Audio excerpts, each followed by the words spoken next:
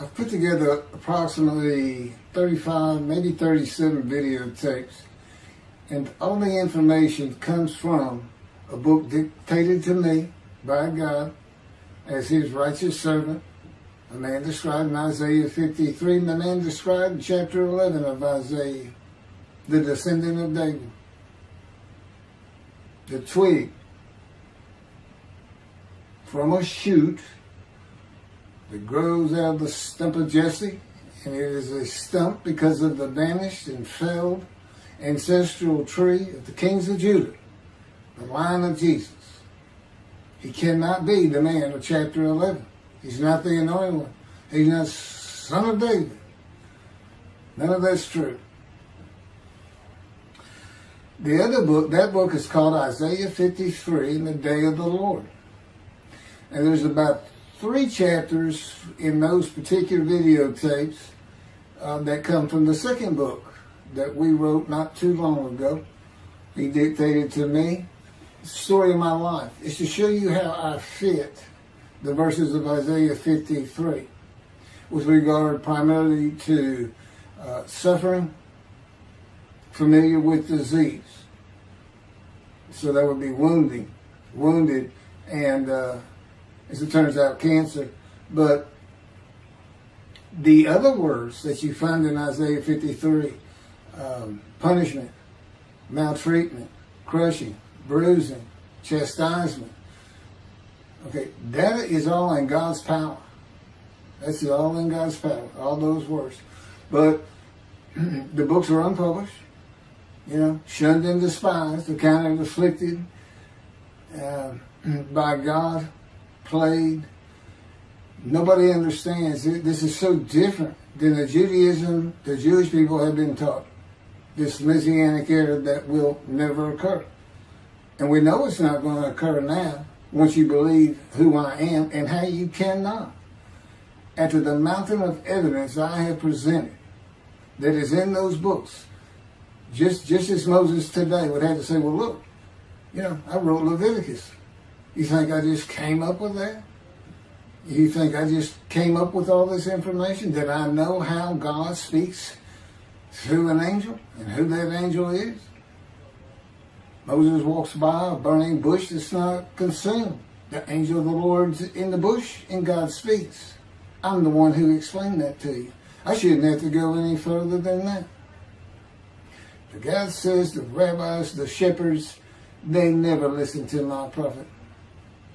They think they know everything. Well, I'm going to keep showing that they don't. This is primarily for the people who listen to them and not them. I don't expect them to ever respond. Because by responding, they'd have to say they've been wrong. Or that's just not what we believe. And so they won't change. The bottom line is they make money on it. That's the bottom line. God had me watch a video of Toby Singer just for this one purpose I'm about to tell you. He said, watch him raise his hand. He raises his hand to do his hair or rub his nose or something, and it's this big, fat gold watch. And this is how you know this is a God of old. He said, look at that. Look at that. I said, well, he does dive. He skin dives, scuba dives. So it might be a scuba watch. He said, that's no scuba watch. That's just a big, fat gold watch for everyone to see. And he makes his money on Isaiah 53. The guy said, at least that's how he really got going. I don't know. I know he has a radio show. But remember, I'm in the fire of refinement. Everything God does with me is to draw emotions because I'm going to be emotionless once I get to Israel, for the most part. He'll let me feel what he wants me to feel. But nobody can get under my skin. You can't bother me. Even if I seem like I'm mad, it doesn't carry over to my insides. And I don't think about it any more than while I'm, as they would say today, on a rant, getting on somebody. But, I bring his reckoning. I laugh. I tell him, you know what I am, don't you, guy? He said, I know you're a lot of things. I said, no, I'm the reckoning, and I am the wrath. That's what I am. He laughed. Holy Spirit laughed. I said, you know, righteous servant, David the shepherd, Elijah, prophet like Moses. You know, I like wrath. What's his name? Wrath. What does he do? He brings a reckoning. But anyway, I'm going to go through these early years of mine before God spoke to me. It's chapters 1 through 6. Chapter 7 is God speaks to an atheist, and I've already videotaped that. Walking with God, and something on visions and visuals. So the first chapter, this is what he told me to write down birth and tragedy. I was born in Bryan, College Station, Texas on February. This just in from the Holy Spirit, yes. Like you couldn't ask me before I started. Yes. Oh, this is only for the people who come to believe in me. I don't expect anybody who's been viewing these materials and, you know, nobody's really subscribing, a handful, to be believed. Again, I can't imagine. I don't know what you people want. I don't know who you think's going to come to do something different. How are you going to know who David is? I mean, according to Judaism, there is no description of him. How are you going to know who he is? All this being presented, and I know Jewish people have seen it, only 60% of the views are coming from the United States. Now, I don't know that means 40% is coming from Israel. Probably not. You got Canada that's be a big follower on my WordPress site. And really just all the countries of the world at one time or another have looked at some of this information as I wrote my blog, and the blogs became chapters. But I'm assuming some Jews have heard of what some man is saying he is Moshiach, and they're watching. Well, this is for those who come to believe, the people who want to be the witnesses, the many made righteous. By my knowledge, by the things I can tell you that God would have me say to you. So, you know, this might be bored to tears with others, but it does show suffering, pain, and emotional pain, my background, and just who I am. Not just some kook out here. You know, people say, well, he's hearing voices. I mean, listen, as a lawyer, and I even did criminal law, I've seen some of these people who hear voices. I promise you, you know that's a person who should be hearing voices when you just see them and watch them for a couple of minutes. It's not me. Excuse me. Okay, I was born in Bryan, College Station, Texas on February 21st, 1957. And that's interesting because that's the year the first satellite went up. Russia sent up Sputnik, which was really 3 different satellites, and altogether they were called Sputnik. That is considered the dawning of the age of the internet. Now, I've asked God, how did you select me? How did I be blessed with this and learning all these things with this crazy life that I've had? And but he won't answer me. He's gone poker. This poker guy, he's not going to talk. He's not going to change expressions or anything, or me getting an impression that he is. And so I've tried to come up with it on my own, and that is where I start. I said, because I know how important the internet is for this. It's the only way to get things worldwide there. And all the teachings that have come through it. I didn't know, you know, I'm 63. I'm not like the young people who can just text messages without looking at the phone and all that. But he's taught me everything. He taught me how to set up Facebook, Twitter, you name it. And he would just say, go to your computer, do this, do that. You know, commanded it and directed to become very good at the computer and, of course, word processing. You know, I'm a regular secretary, except I still henpeck with one finger. I used to. But God says that's to show you I have perfect use of this disfigured right arm. It just doesn't have muscle in it, and my shoulder's shorter. Anyway, I was born in Bryan College, and that's where Texas A&M University is. And my dad was attending Texas A&M when I was born. I graduated from there 22 years later, which is a story in and of itself. So I was born premature in the 7th month of my mom's pregnancy. I was born in February, and there were many complications. My parents were told I would not make it through the night, and they should just take me home. Mind you, this is 63 years ago. The biggest problem was that my insides had not fully formed, and it was impossible for me to take milk. Mammy, my great-grandmother, told my parents, boil rice. Feed him the rice water. It's got all kinds of nutrients and minerals in it. Dad says he threw out a mountain of rice those first few months. And it would not be my last encounter with death. So my dad graduated and we moved to Metairie, Louisiana. And his first job is an oil and gas geologist. He looks for oil and tries to sell deals to people who can raise money to drill. He gets money up front and a percentage of production once they get their money back. That's what he's done his whole life. And I became, as a lawyer, I became board certified specialist in oil, gas, and mineral law because I had found it so interesting. As a young boy, I became interested. But he rarely had time for us. The other part, I said, okay, well, I was born when the dawning of the internet, so he's got a selection process for 57.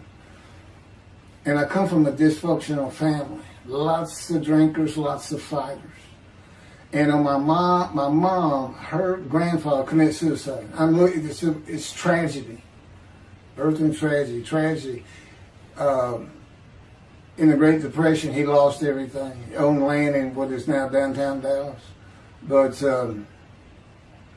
then when she was about 4 or 5, her mother went down to the market square in Crockett, Texas, small East Texas town. Everybody has their courthouse in the center of town, and there's streets on either side with stores. She went to the hardware store and purchased rat poison. She hadn't gotten hardly out the door when she opened it and took it herself. Died right there on Main Street in the middle of the day in a little small town. I don't know how long that would have been. My mom's 85 or 6. She was 4 or 5, almost 80 years ago. So I'm sure it was quite an event. And her dad took her and her sister's about 2 years older, to Metairie, and not Metairie, to someplace in Louisiana. But could have been Baton Rouge. And her father became a elevator operator. And you can still find this in Houston. When I was at law school, I went to law school downtown Houston, but South Texas College of Law. And at the courthouse, they would have somebody sitting in there on a little stool and with a lever and take you up or down, take everybody up or down. With all the lawyers coming in for the court cases, it was packed. I'm sure they've done away with it by now. But that's what he did. And they found him one day or night. He had taken out a pistol, he shot himself in the head and killed himself. So now she had suicides on both sides of her family. And her father's brother took the 2 girls in. He actually adopted them. And when she was about 10 or so, I believe, she's with him out in some shack in East Texas. And, there's not even phone in this place. And he took a shotgun, and I'm sure he'd been drinking. They were all known for it. And blew his head off right in front of her. I mean, that's all the circumstances I know about it. It doesn't sound like a good scene at all, but it scarred her for life. Okay, we've been taking care of her from the get-go. My father amazes me to no end. What he has done to care for her. See, they knew that was his sweetheart. Eventually, now at 10 years old, that's who he married. And they're both from Crockett, Texas. Small town people. I still take care of them. They've taken care of me for 10 years. God took me from society. He made me quit law. terminate my law license in Hawaii and Texas, and took me into poverty. I've been in poverty for 13 years until I just now filed for Social Security early. But I give them more than 90% of it to make up for everything they've given me for 13 years. While I'm in God's fire of refinement, learning everything I need to know. And I have learned much. There ain't any question.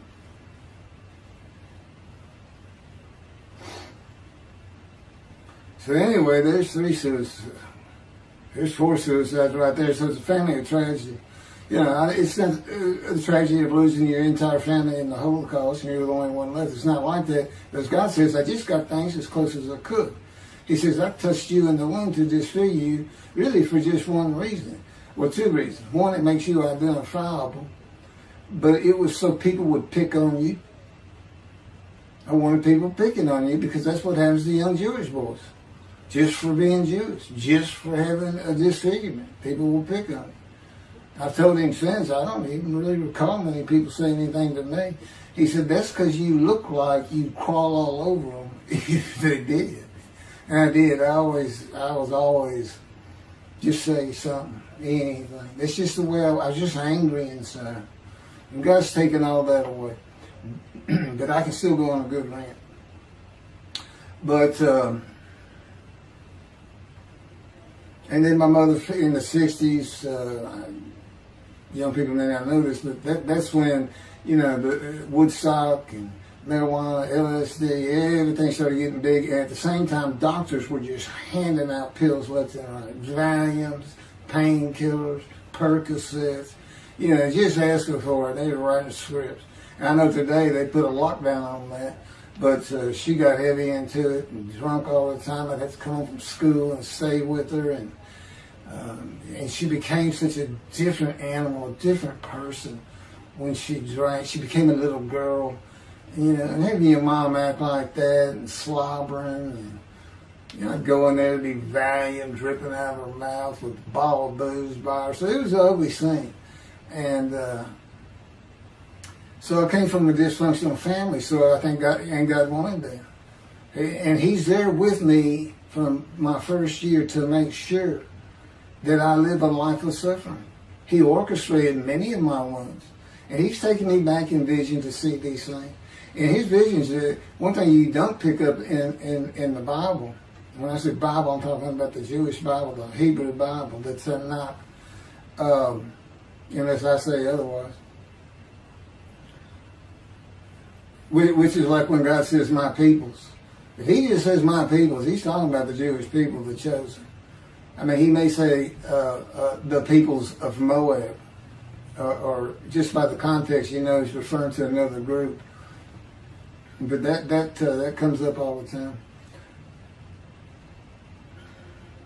So to add to that, she tried to kill herself a few times. And when I was 10, my dad was at a Texas A&M game in Dallas. And I know it was 1967, so I was 10 years old, because I'm very familiar with that particular game. It was against Bear Bryant and Alabama Crimson Tide. And he had coached at Texas A&M. So as you can tell, me and my dad are big Aggie fans and football fans. But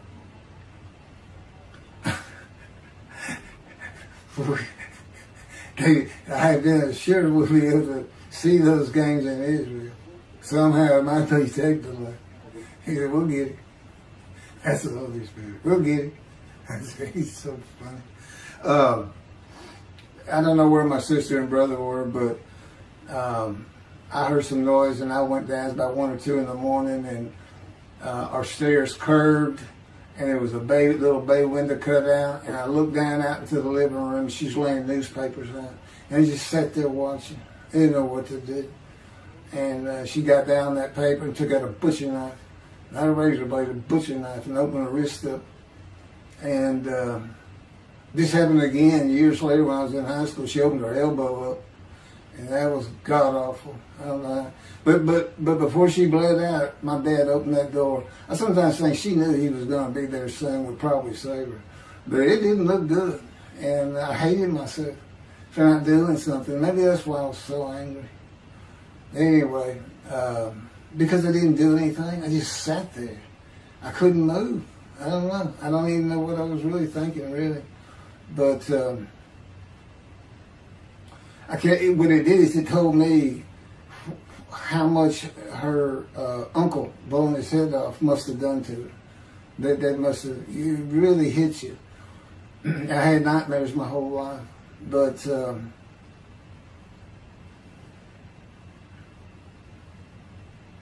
I was 16 when she did the thing with the knife.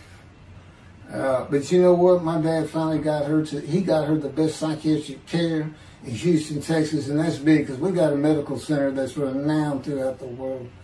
And they put me back together many a time. And she never did that again. And the amazing thing is how different she is in her very advanced old age. I mean, it's like she was never that person of the 60s and the 70s and the 80s. I don't know how my dad survived it. I'd have never stayed. I'd have taken the kids and said, try to find us. But he's not like that. I've never seen two people who love each other so much. It's crazy.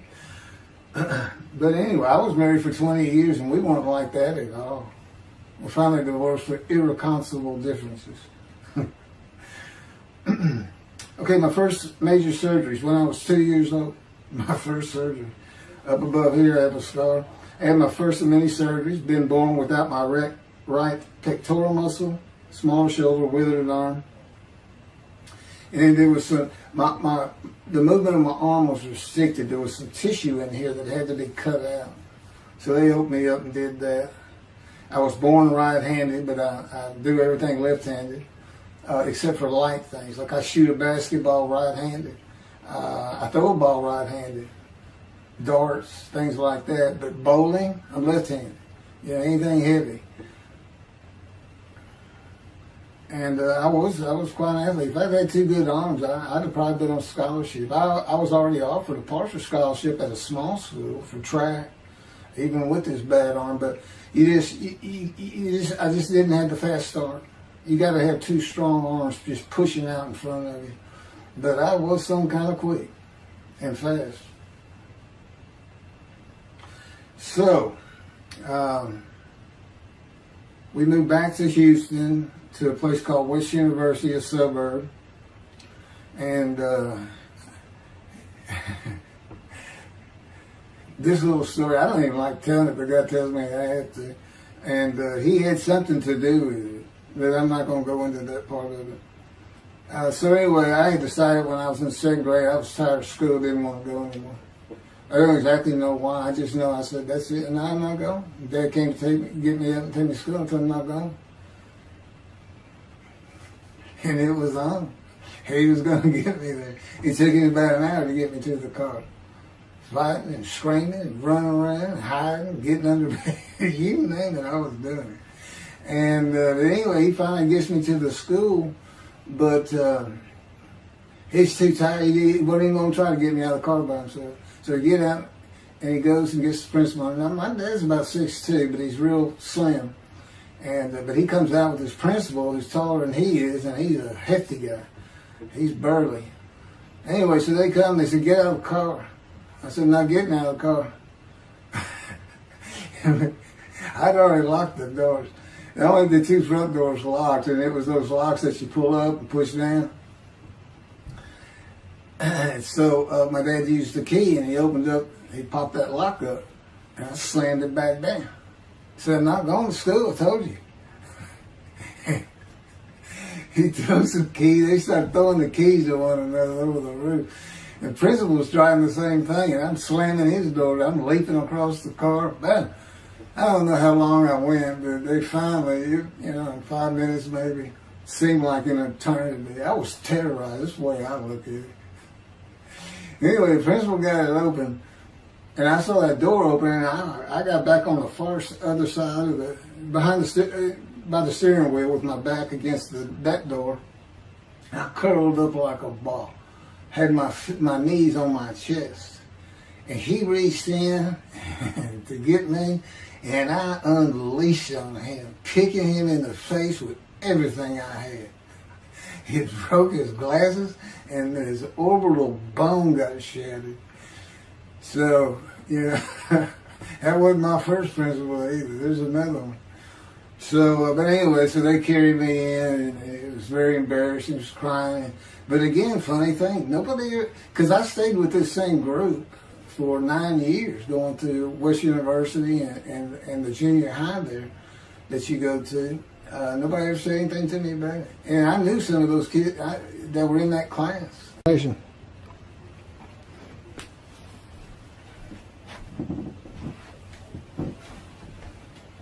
My camera only goes for half an hour. I can see on the screen that I have pointing towards me that when it runs out and I have to turn it off and turn it back on. But anyway, that ended my fight with my first principal.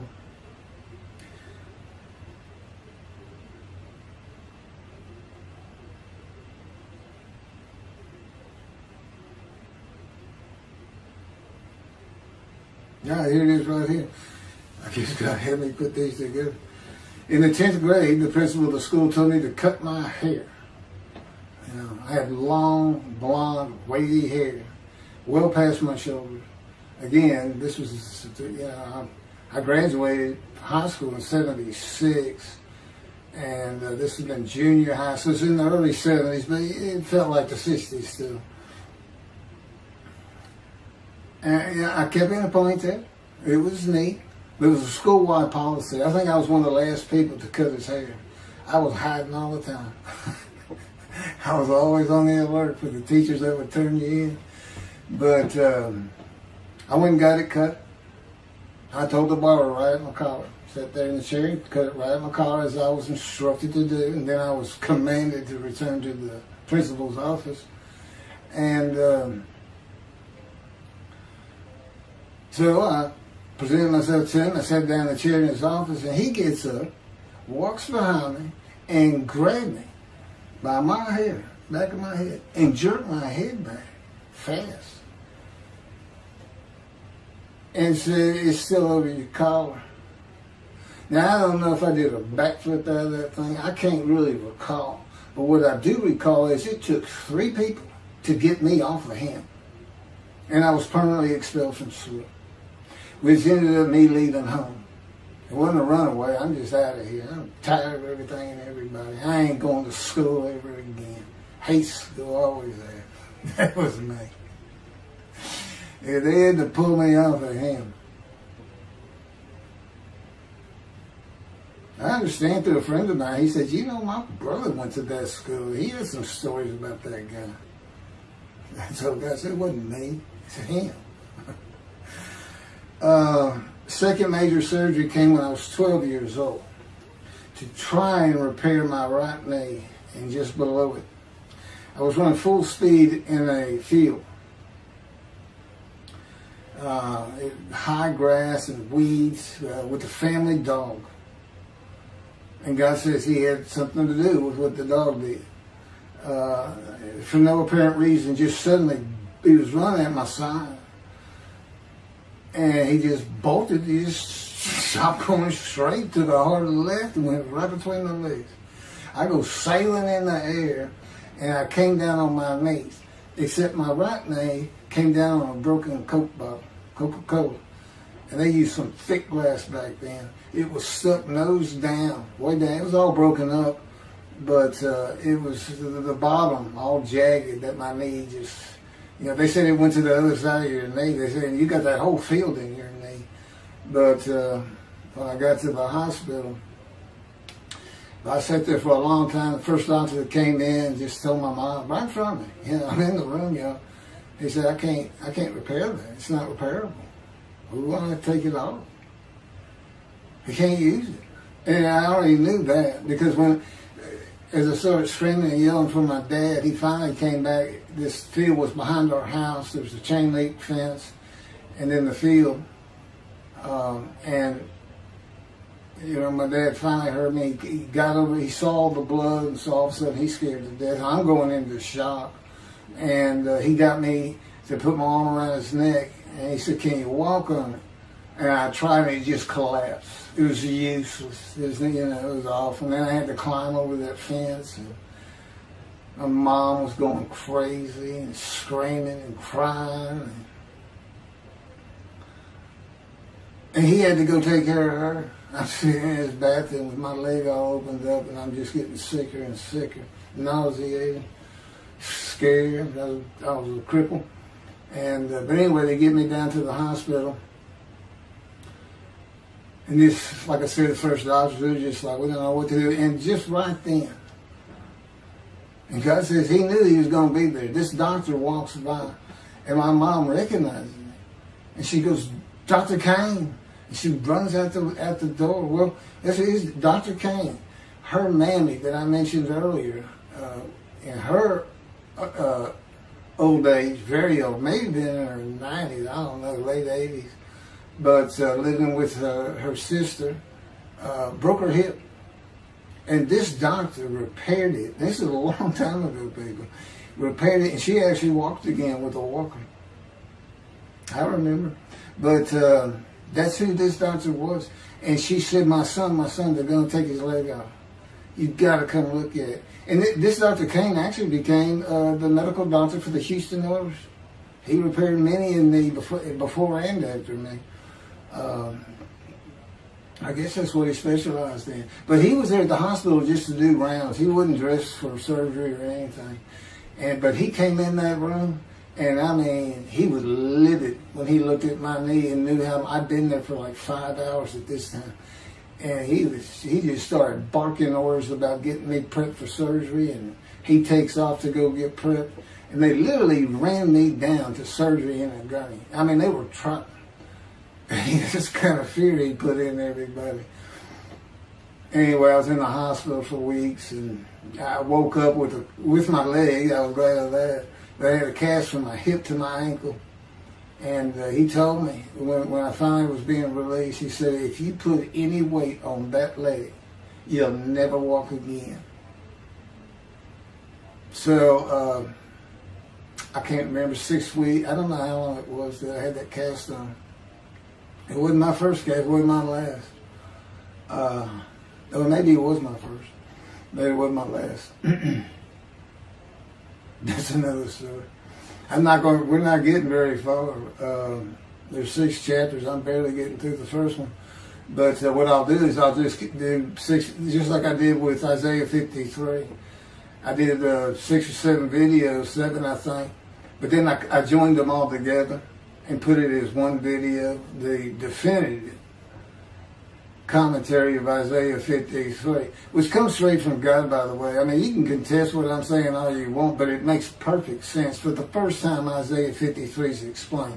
Now, how did I become the smartest religious Jew in the world who can see that? And what the wounding and the punishment, everything's about, and how it's really, in some ways, a snare for the Gentiles for the day of the Lord. Because he knows he can take me and just decimate any argument they want to put forth. You know, in particular, I'm blemished. I'm the Antichrist. In that I am the exact opposite of Jesus Christ. He's so smart, he was teaching synagogue at 12. Supposedly he was a perfect, beautiful man. I'm disfigured. You know, I'm not bad looking, but I'm not, I'm not Brad Pitt or anything. Anyway, and sinner, I wasn't a habitual sinner. I was a good person. I was good to other people. I was very compassionate. I said there was already a lot of humble in me. I didn't laud myself and the things I could do over others. Like being the fastest guy on top 5 at school and the fastest in the neighborhood. I didn't brag on myself. But as he took me back through my life and informed me when things were sins, it just seems like I touched on all of them. And if murder in your heart is actually committing that sin, as the Christians say, I don't really go with that. But then there's really not much I've missed. So I'm a sinner. And, all Jesus can say is, well, I'm a sinner too. I'm lying. All you got to do is read the scripture in the Gospels. You see where I'm lying.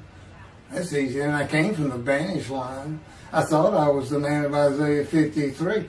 I thought I was going to be exposed to death, but given long life. This is what he would tell you if he was here. He said, but you know what happened? They crucified me. And on the cross, I realized I'm not that man. This isn't exposure to death. This looks like a sure thing. Father, Father, Father, why have you forsaken me? That's Jesus Christ saying, I'm not the man of Isaiah 53, and I just figured it out. That's what that is. I ask God sometimes, you sure you didn't have that written? Why on earth would they write that down? At least forget about it. We need to forsaken me. That's what it's about, Christians. They got their way. They can explain that being counted a sinner means he got crucified with the sinner beside him being crucified on each side, left and right. So there's three of them, so he's counted a sinner. Okay. You know, it's supposed to be descriptive. It's supposed to be able to find a person to this. You might tell Judaism the same thing. You know, this is to find somebody. It's not the people of Israel. They're all kinds of people. Now, we're looking for a guy, so God can have a Moses. Why? We have a new covenant. Why? It's the day of the Lord. Why? Jeremiah says so. That's why. It's so easy. The lamb blooms again. Okay, and he's coming with covenant friendship with the temple. So the lamb blooms again at a time when there's no temple. Jerusalem's going to be rebuilt. It's a metropolitan today. This is no Jerusalem of antiquity. The old city might be too big. And I'll make a new covenant with you. I'm going to forgive all your sins and remember them no more. That will cause Torah to be written on your heart. It's a metaphor. When did he do this before? Oh, that's right. Assyrian Babylon exiles. Isaiah was writing for. God said, I forgive your sins and remember them no more. They became a holy seed, and what they did? They built the second temple. What are we missing? The third temple. It's just so easy. So it is the day of the Lord. There ain't any question of that. I'm just telling you, it started with the Russians sending us Sputnik. Those old Ruskies. And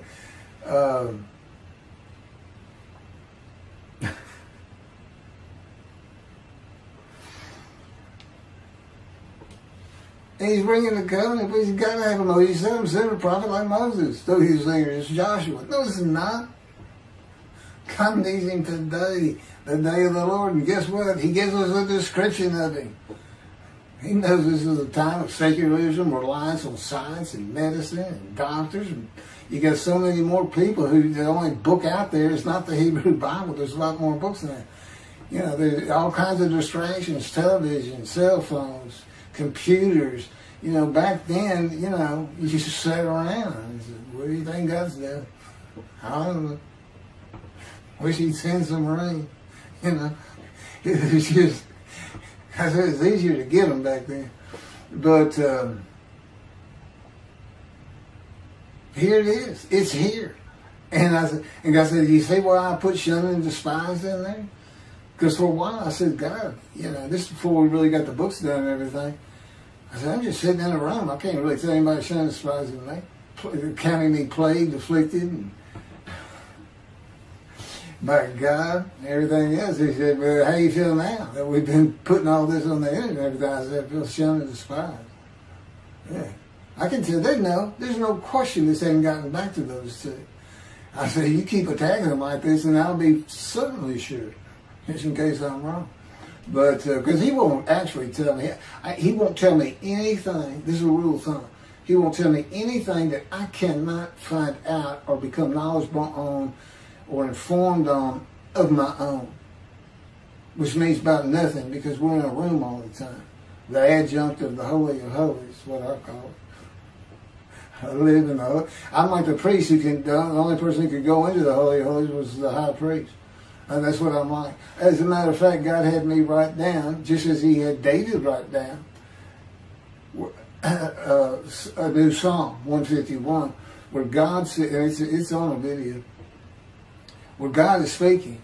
Where the Lord came to me and God said, quote, and within that, he says that he declared me. We actually used the song where he declares it for David. He declared me an eternal priest in the order of Melchizedek and King David. and a rightful king, small k, and a rightful king. And he also declared, I'm the righteous servant. I mean, that's God talking. I mean, he's using it. When he dictated to me, it wasn't, to be written in my personality. That's him. That's him doing a new song. So, because he does that. Even in the writings, the person doing the writing, whatever prophet it was, or Moses, or David, if he wrote Samuel 2 and Kings 1 until he died. As I said, God says, just assume the central character is the one I had writing, because their lives change when I come to them, just like mine's changed. This is not anything I could have ever conceived or even bothered thinking of. I'd have never read the Bible my whole life if he hadn't told me, we're going to the bookstore and get you a Tanakh. That was 13 years ago. And my answer was, what's a Tanakh? I didn't know anything. And look at all this knowledge. But this is it. This is the only power he's going to use in creation. He's not going to perform miracles. He's not going to have me performing miracles. And he's not. He said, the only power I'm going to use is on you. What I can get you to do. He said, I can take a Gentile Texan and take him to Israel and get my temple built. Okay. He said, because that's what you say to God all the time. Okay. And one night, I hadn't even read Isaiah 53. He didn't come to me and just say, offer yourself for guilt. I crushed you with cancer. It was me that did. That's not, I wouldn't have known what he was talking about. We finally get to Isaiah a couple of years later. He said, Keith, read Isaiah 53. I said, okay. And so I read it. I said, okay, finish it. He said, who do you think that is? I said, I have no idea. I can barely read it. I didn't know what it's saying. I said, I think these two verses ought to be up here. I said, you sure nobody messed with this thing? He said, nobody messed with it. It's just that I had Isaiah writing. He said, that's you. I said, oh, okay. And I couldn't help myself. Good luck convincing anybody. I can't even say what it's saying. He said, before we get done, and he's right. I've been over that thing so many times. From my original version of Isaiah 53 that he dictated, or told me how to put together, but every sentence, every word is his.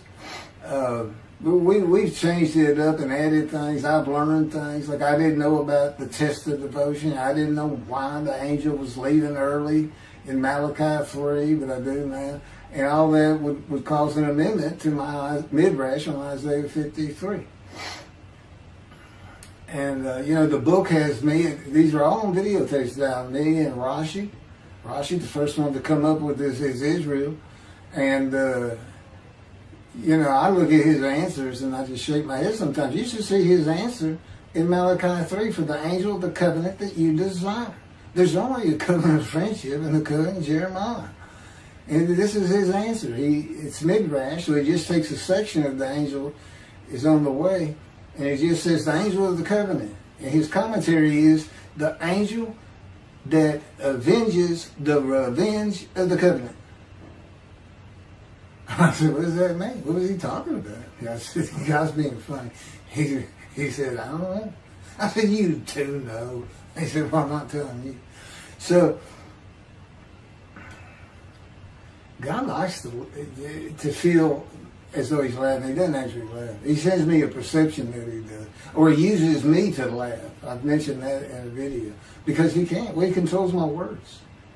I learned that in walking with him. Just one day, I'm talking out loud as we go. I'm discussing man and divine beings as though I had a sermon I was giving or a speech to somebody or a seminar. And I'm rolling, and I can tell he is really making this thing rock. He's taking me from here to here to here, and we're going.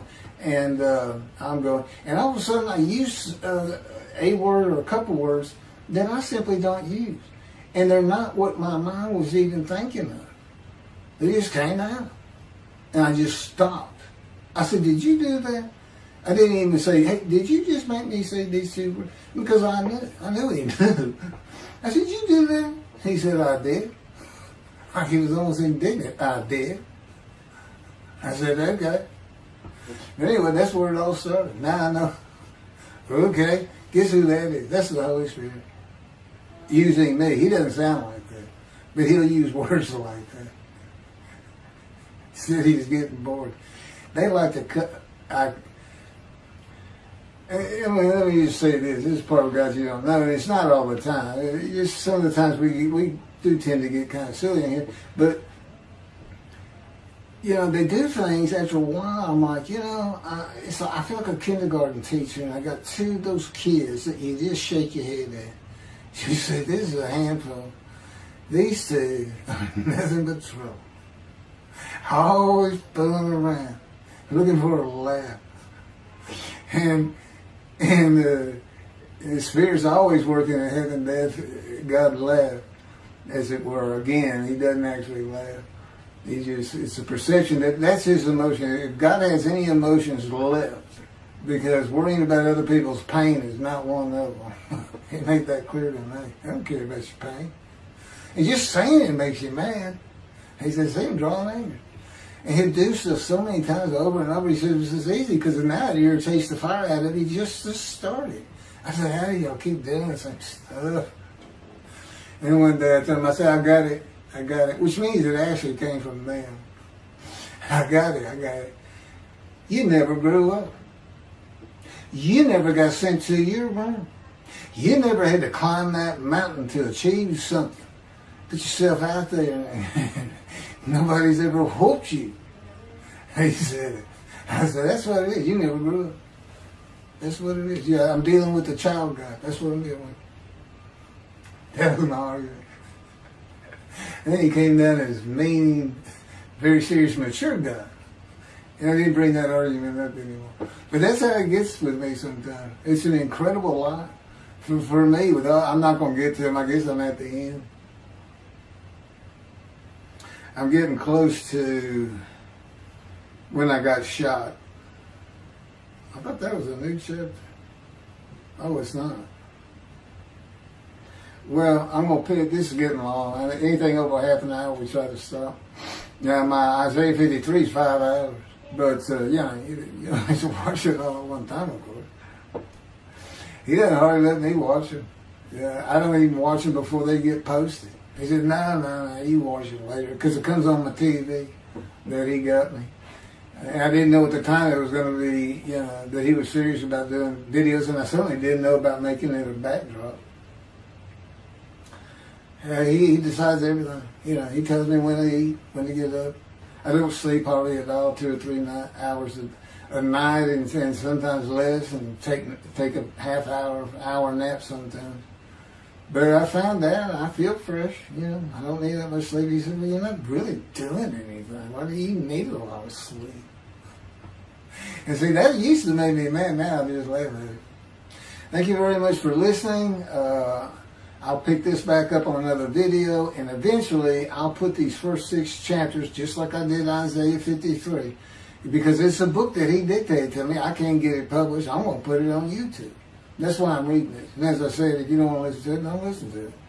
But the information that's in these books and in those videos is, that's my proof. And quite frankly, God says if that's not enough for them, well, that's just too bad. Utter destruction is what they end up getting. They better learn how to listen to the prophet. See, it's no different than the people back then. You'll say, well, why didn't they listen to Isaiah? Why didn't they listen to Ezekiel? Why didn't they? They laughed at Ezekiel. That's what Rashi says in his commentary. I didn't know it was laughing at him, but they just ignored him.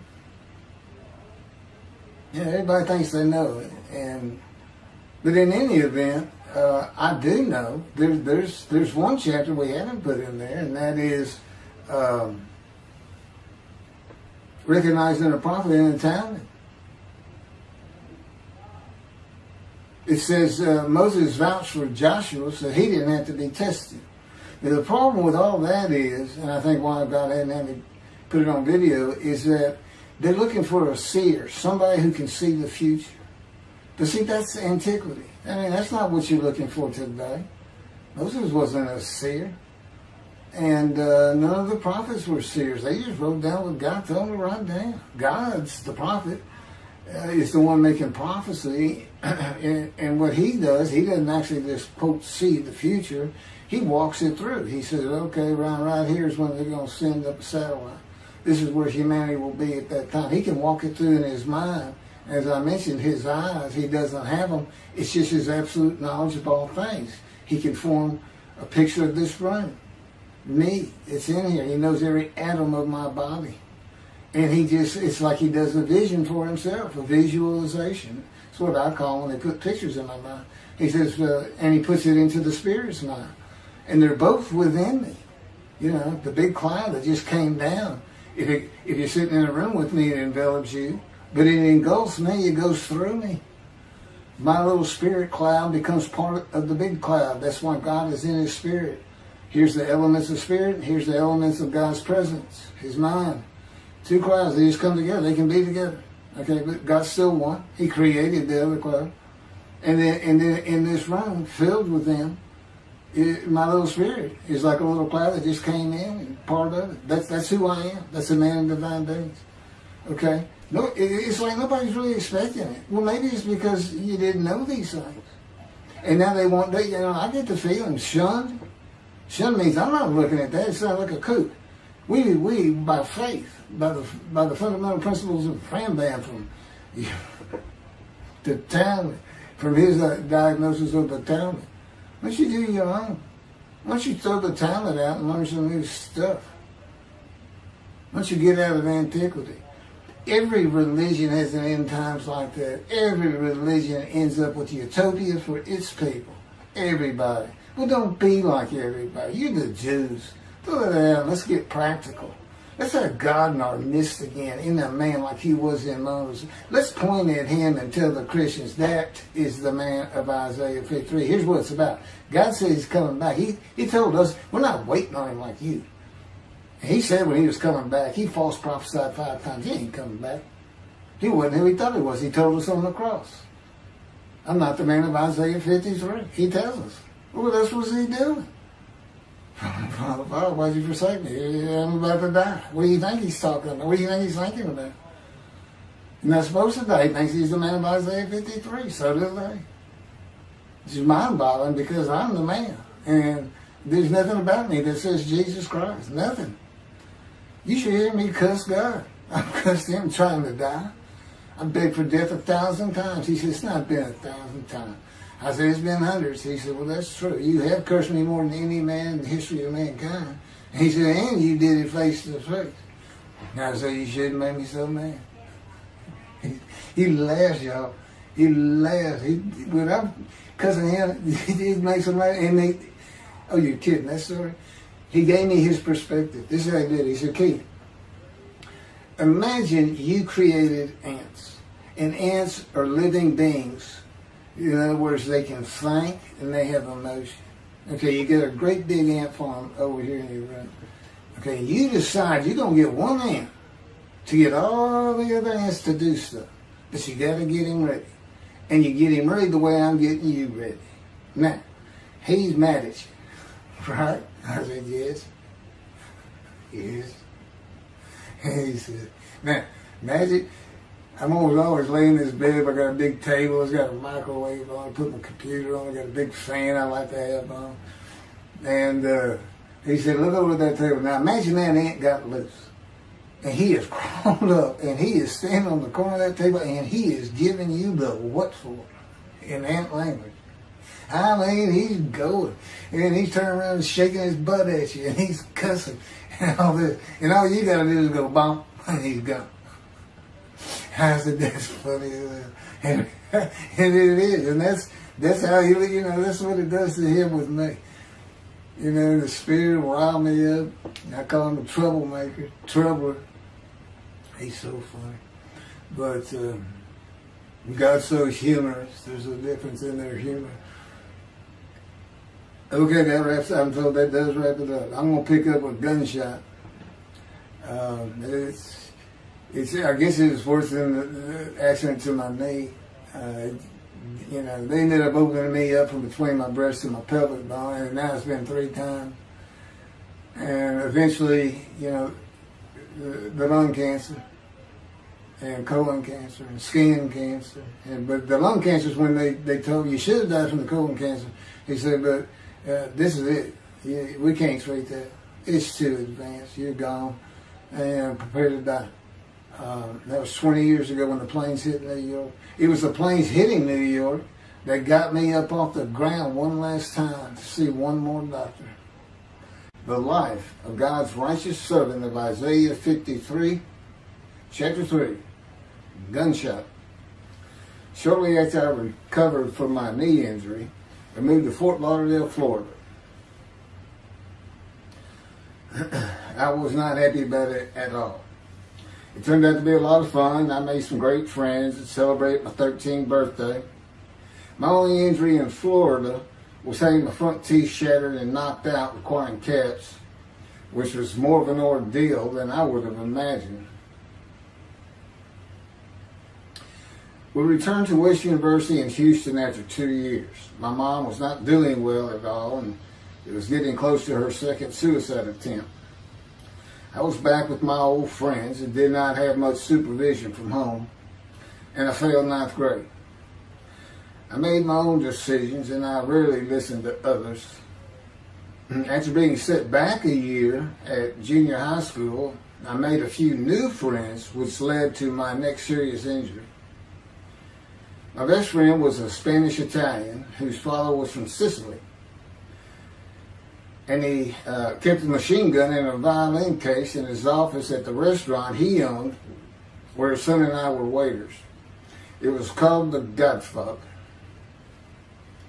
My friend was the best pool player I've ever known or played with, an absolute natural.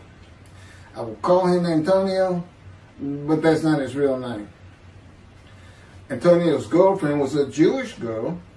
I will call her Rebecca, but that is not her real name. Antonio was a Catholic Christian. Rebecca did not practice Judaism, and Antonio did not go to church. I was a confirmed atheist, and we never talked about God or Jesus. Rebecca's father had foreclosed on a ranch about 8 hours from Houston outside of LaGrange, Texas, Fayette County. LaGrange was famous for the Chicken Ranch, which was an illegal brothel that operated from 1905 until 1973. The business served as the basis for the 1973 ZZ Top song, LaGrange, and the Broadway musical, The Best Little Whorehouse in Texas, as well as its 1982 film adaptation. T.J. Forney was known as the meanest sheriff in Texas. In the coming weeks, I would be interrogated by him outside of Shock Room 3 at Benton Hospital in Houston. This is an excerpt about him from an internet article. It was the most one-sided Texas battle since the Alamo, as 100 citizens watched disbelievingly in the dusty little town of LaGrange, their beefy sheriff, T.J. Forney, reached into a black 1975 Continental Mark IV and began to shake by his $300 suit Marvin Zindler, the star consumer crusader of Houston, Texas.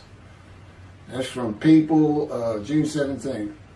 Next, the sheriff tore off Zindler's blue-white toupee, waved it in the air, and then finally ground the rug under his cowboy boots.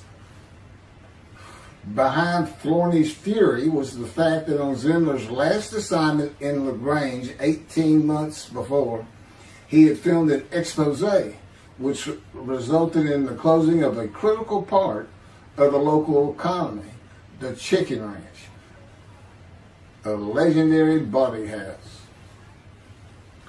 Antonio, Rebecca, and I first went up to the ranch in the summer of 1975.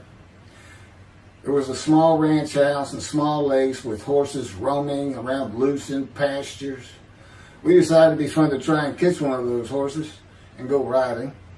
The next time they went to the ranch house was in Rebecca's father's Mercedes-Benz. Two-door convertible Mercedes-Benz. I sat on the hood of that Benz with a lariat while she tore through fields trying to run down a horse for me to rope. The horses could turn too fast, and we never got close enough for me to rope one. What we could and did do on the next trip was bring guns. A 30-30 rifle, shotgun, and two 22 caliber pistols with holsters. As a backdrop, Antonio and Rebecca had broken up as boyfriend and girlfriend, and her attention had turned to me.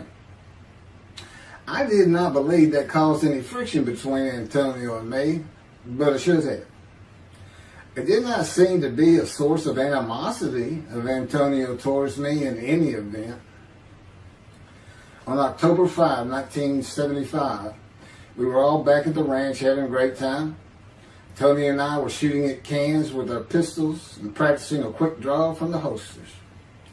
We were standing shoulder to shoulder, about 3 feet apart, and he was a little forward of me. Rebecca came up behind us, between us, and said she wanted to shoot. Antonio passed his gun to her, and it fired when it was going by me. The bullet went on a straight line through my bladder, intestines, and colon from the front right and lodged in the back of my left buttock in my backside. I could see the trajectory in my mind. I fell to the ground, and Antonio fell on top of me, rolling me over and over. I think he was looking for an exit of the bullet. I told him to get me to a car and get to a hospital. Felt like Babe Ruth had swung a bat up between my legs. I never once thought of God. On a big ranch, there are several gates for different sections of land and different purposes, usually with chains and a lock. When we got to the first one, I told Antonio, drive through it. I told him to ram it. I knew I was dying, and all I could think of was, you have got to hurry. I didn't panic, but I had never been so afraid and had never felt fear like that again to this day. Sometimes I think I have forgiven Antonio for accidentally shooting me, but I have not and cannot forgive him for stopping at those gates. I'm still mad about it. I was seriously angry at him. We got to the LaGrange Hospital before noon on a Sunday. They had to call the doctor to come in. I asked the nurse for something for pain, and she told me my vital signs were too low. That if she gave me a shot of morphine, I'd drop dead right there. It would kill me. No pain medication.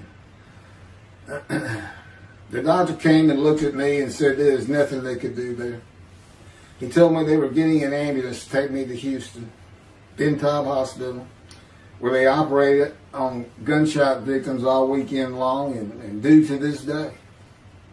It's a trauma hospital. Many young doctors from Baylor University, all around the state.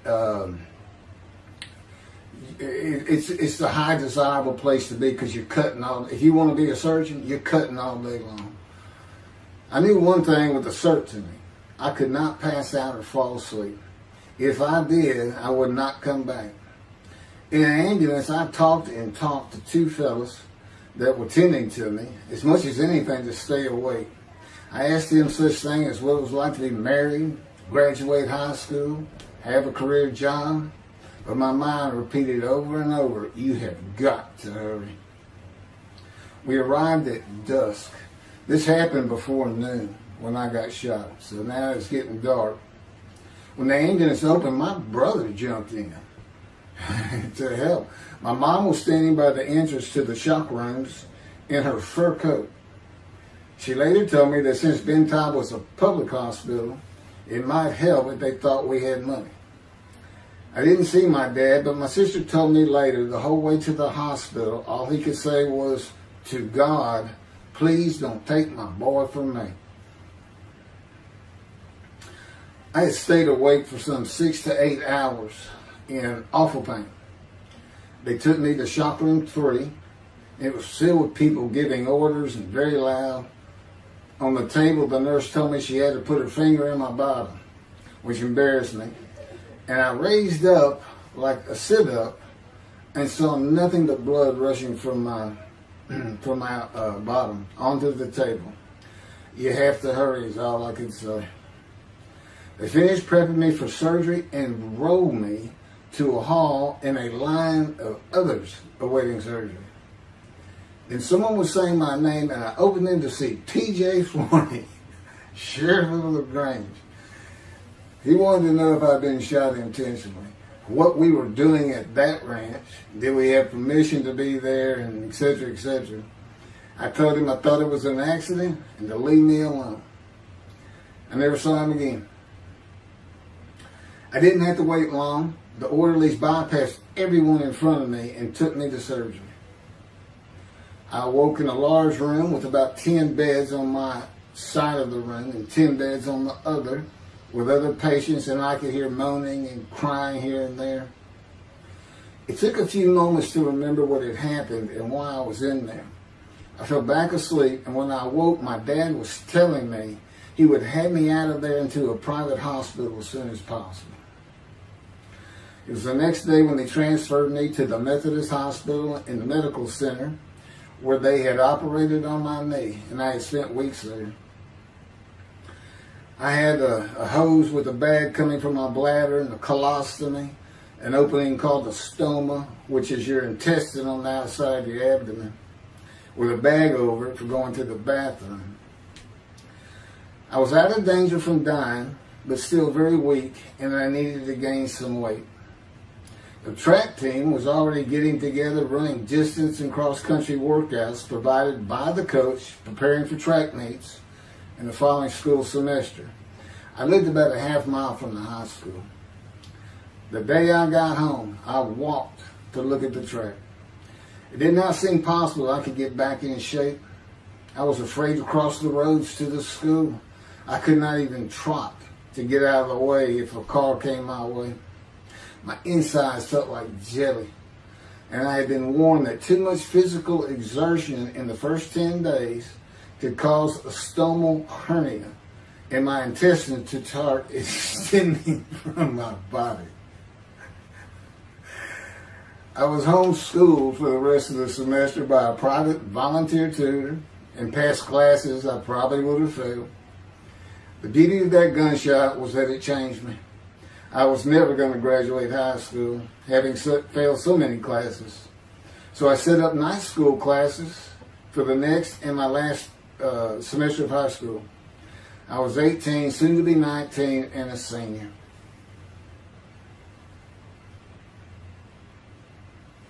Chapter 4, College and Law School. Before the summer of 1975, one of my best friends on the track team, who threw the discus and shot put in field events and was a senior, told me he wanted to do something big the coming summer before starting college at Louisiana State University, LSU. I was only a junior and I had no plans for the summer.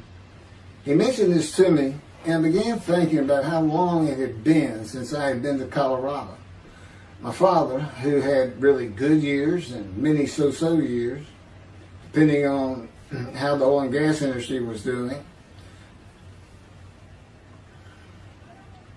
And when I was in junior high school, he had sold some prospects that completed a few wells and had purchased a condominium in Pagosa Springs near Durango, Colorado. My friend's name was Keith Miller, and I called him Miller. He had given me the name of Say Babe. At one of our night track meets, I was running the 330-yard low hurdles, and the last turn was behind bleachers where the officials lost sight of us for a few moments. A runner to my left veered out of his lane into mine and took my hurdle, and I had to slow down and go around it, yelling, "Hey man, that's my hurdle." I wasn't happy. I do not remember how Miller knew what I had yelled, but he was probably on the football field inside the track working on shot put and discus, watching me run and hurting me.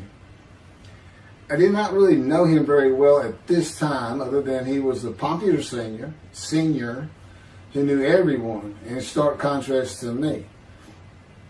On the following Monday, I was walking down the halls between classes, and coming in the other direction was Miller, though I did not see him. Then as he was passing me, in a loud voice, loud enough for everyone in the entire hall to hear, I hear, "Say, babe, that's my hurt." Hence, say, babe.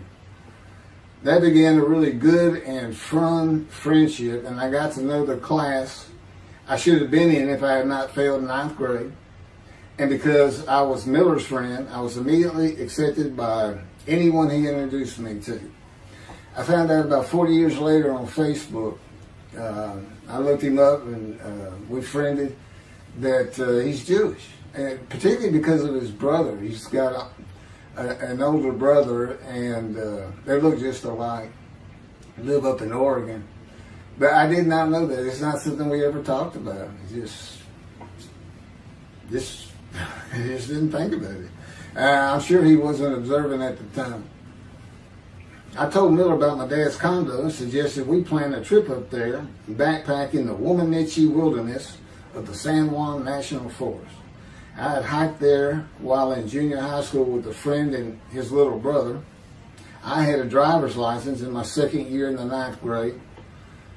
The prominent 13,000-foot peak is 10.7 miles from the town of Silverton, which began as a silver mining camp in 1873, and that is where I plan to take Miller.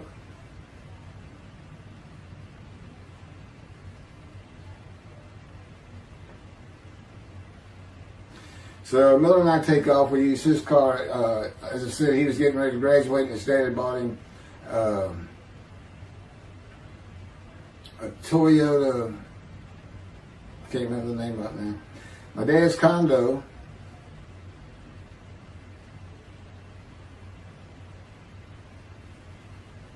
was about 60 miles from Durango, where a train depot is located that runs a train through the Womanichi Wilderness to Silverton. The train is an authentic, narrow-gauge, steam-powered, coal-fired, scenic railroad train ranked one of the top 10 scenic railroads in the world. It's something else.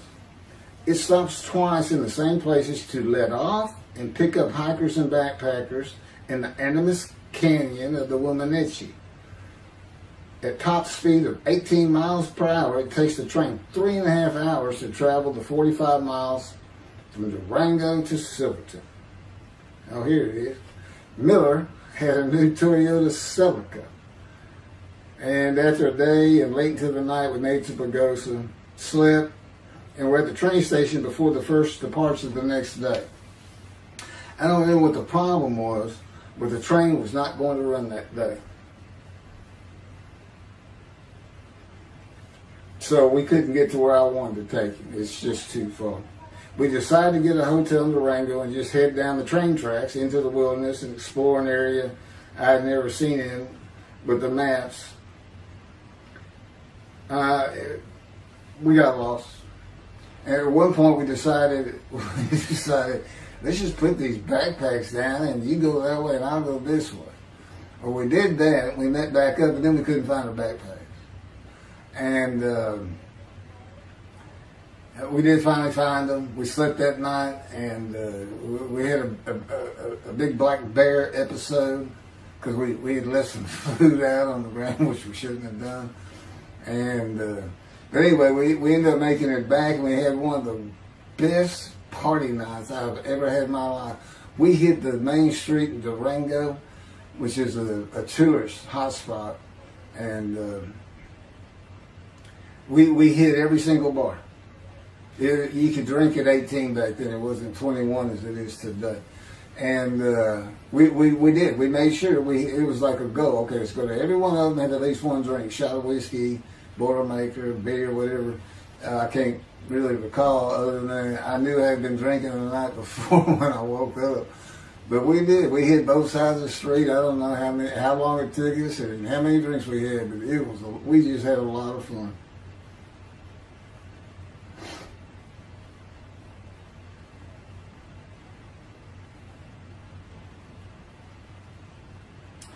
Okay, I'll be coming to chapter, I guess it's 4. I don't know. I thought I was coming up to the cancer story, but this is different. This is getting into alterations while at school.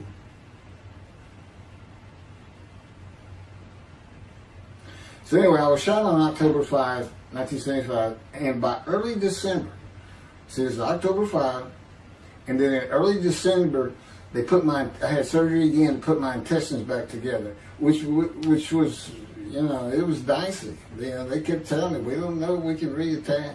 There's people like Bob Hope lived his whole life with one of these stomal deals, and it's just a horrible thing. It was successful. They put it back together, and they removed my bladder tube. The girl next door, who I had never talked to other than to say hey or hello, and who also went to high school with me, had been coming over daily, and she agreed to be my girlfriend when I asked her a few months later. I did my night school and graduated last in my class, or close to it, of over 400 people. In late December, I began running with the track team. Now, I had surgery early December, and I already got out there with them, which was difficult. Pulling 2 tires on the cinder track. There's a rope, 2 tires, and you put a harness around your waist. I had to put mine high up on my shoulder. On the cinder track for a lap and a half, 660 yards with 2-minute intervals, 6 times was the toughest. My speed and quickness were still there, but distance running and my endurance, it took quite a while to come back. In early February, just about 3 months after being shot, I won my first 120-yard high hurdles race at a track meet that was fast enough to qualify at the upcoming district track meet for the regional track meet. Winning at the regionals would place me in the state track meet. I was fast, but my disfigured right arm really held me back. Then my heart was broken, and I cried for the first time since I was a child, as best I could remember. My coach, who really liked me, he understood the effort I had put in to get back in shape. Called me to his office, and I knew something was wrong. He told me I could no longer be on the track team. I had too many semesters of school to be eligible according to the eligibility rules. It was because I had failed 9th grade.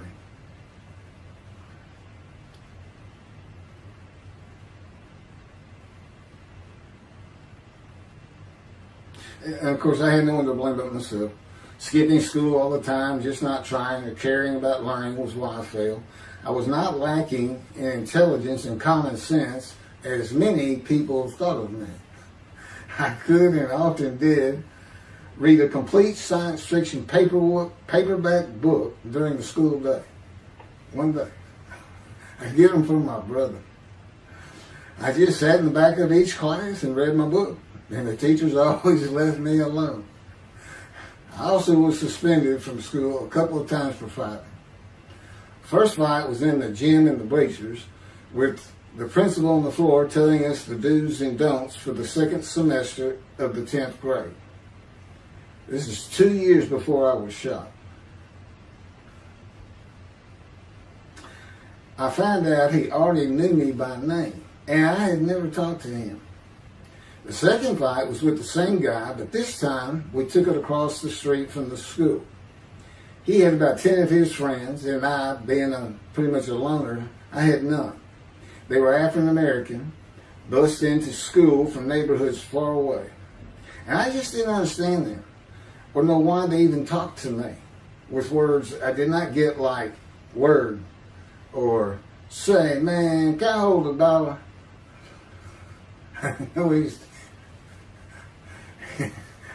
That is what started the fight in the bleachers. I hear from behind me and one stood to my left saying, man, can I hold $1? I turned around and just looked at him. And finally said, I did not have $1. Bored with the principal, I undid my ponytail. Mind you, he's sitting right behind me, and I'm well aware of that.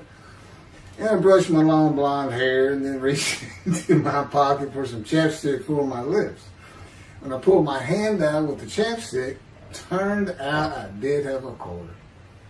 Then from behind me, I hear, "Say, man, you said you don't have no quarter." To which I replied, turning around, "I don't have a quarter for you." The next part is kind of hazy. But I do know I grabbed him by the front of his shirt and threw him down the bleachers onto the students sitting below me. That is when the principal yelled my name and told me to go to his office. The next day, the guy and his friends were waiting on me when I got to school, and we fought across the street. The principal had told me not to get into any more fights, and this is the fight I got suspended for. I remember being in, after my suspension, being in the men's room smoking a cigarette in a stall, and a group of African Americans came in, and they were talking about the fight. What I remember was hearing, "That white boy went Muhammad Ali on him." My favorite fighter. I even saw the Ali Foreman fight in Kinshasa live in Amsterdam in 1974. And some of my best friends in high school were African Americans, mostly on the track team where we could get to know one another. I still had run-ins with the general population of the African Americans, who everyone just called blacks back then. I never used the N-word and thought they would help themselves a lot if they'd stop using it. Mostly I think they were angry at being bussed in from neighborhoods far away. In fairness to them, white kids did not seem to like me much either.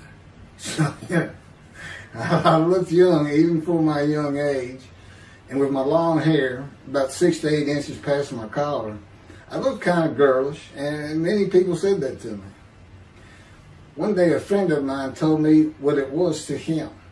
You never smile and seem to be very angry, like if someone looks at you crossways, you're going to come after them, daring them to say something, like you want to fight.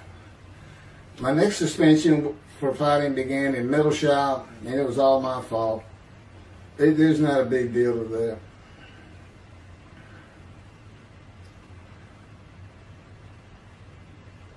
The last fight I was ever in came right before I was gunshot at the ranch.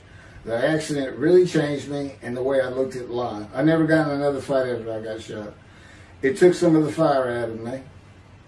My longtime friend from junior high school and I were at Memorial Park at night and walked down a train track that ran through the woods, away from the streets and recreation areas.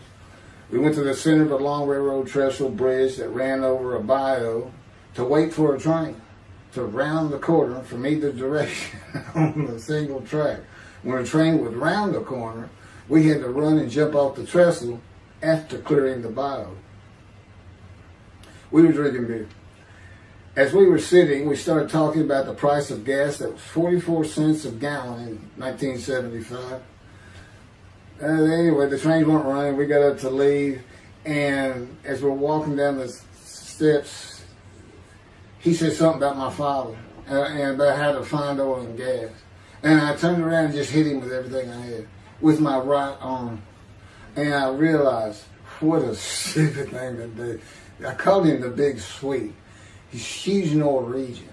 His hair was white and long and longer than mine. His hand was the size.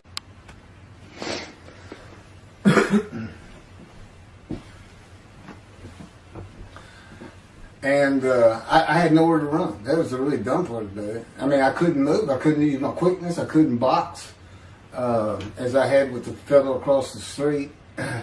And he just took one big swing. He's very athletic. Coaches all wanted him on the high school team, but he didn't want to. Football team. And but anyway, he hit me just one time. That was the whole fight. It was just 2 hits. My measly hit with my right arm. I let it fast, and I hit him where I wanted to hit him. Well, I say that. I didn't even think about it. But he just about knocked me senseless. I mean, I saw red. And So anyway, that was it for our friendship. We just, although after I got shot, he and I got back together a little bit, but by that time I had met Denise next door, and I wasn't going to be going out drinking beer at the trestle anymore. I was going to get serious, and that's when I set up my night classes and everything. The big Swede.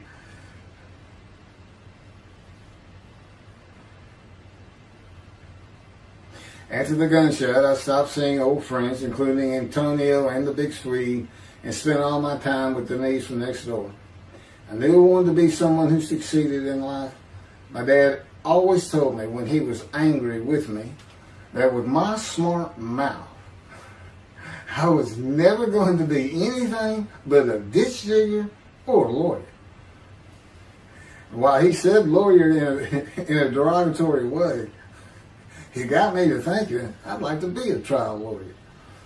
I had to get into college first, and the only school I wanted to go to was Texas A&M University. Anyone who had ever known me would tell you that I was not even close enough to being smart enough to go to any college, much less Texas A&M. I would tell you I had never applied myself to the task of learning. Texas A&M denied my application. I called them and pleaded and argued, and finally admissions said that if I came for the summer semester of 4 classes and maintained a B average with no fails, they'd let me in. I did it, barely. I almost failed calculus and got a D. Just a quick thing on Texas A&M, because it relates to World War II, which always makes me think of the Holocaust, and how many Aggies were involved in that. Texas A&M enrollment began on October 2nd, 1876, and admission was limited to white males, and all students were required to participate in the Corps of Cadets and receive military training. Many Aggies served in the military during World War II, with the college producing 20,229 combat troops. Of those, 14,123 Aggies served as officers, more than any other school, and more than the combined total of the United States Naval Academy and the United States Military Academy. During the war, 29 A&M graduates reached the rank of general. Texas A&M is more than a great university. It's the home of the Aggie family with a long history of spirit and tradition. And I'm going to pass through all that. You can read. I got all this from Wikipedia.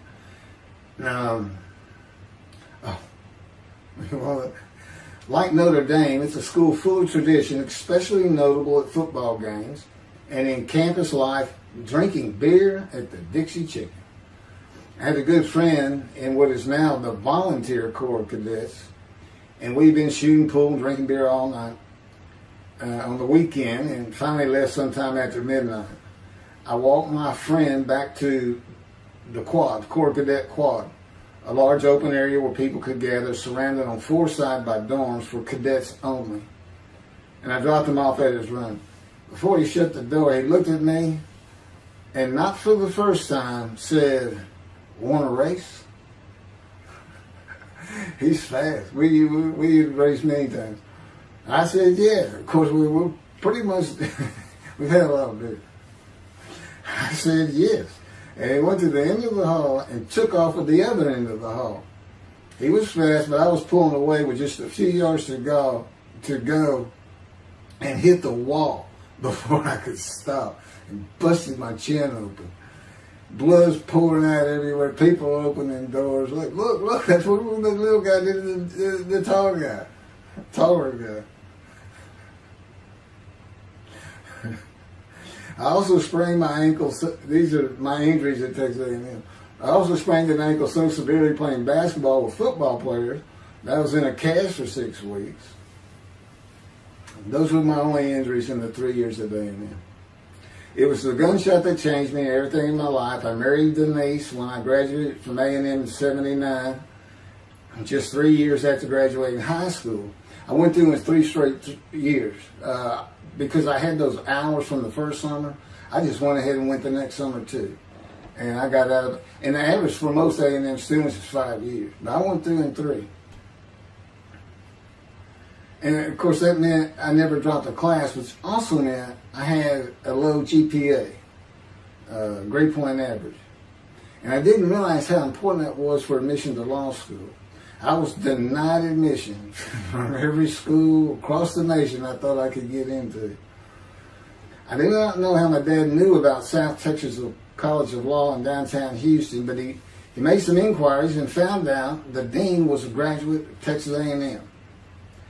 And we're known for helping each other. We set up an appointment with the dean. I told him of my rather intense home life and wayward ways, and that the A&M had given me a chance to prove myself as a capable student.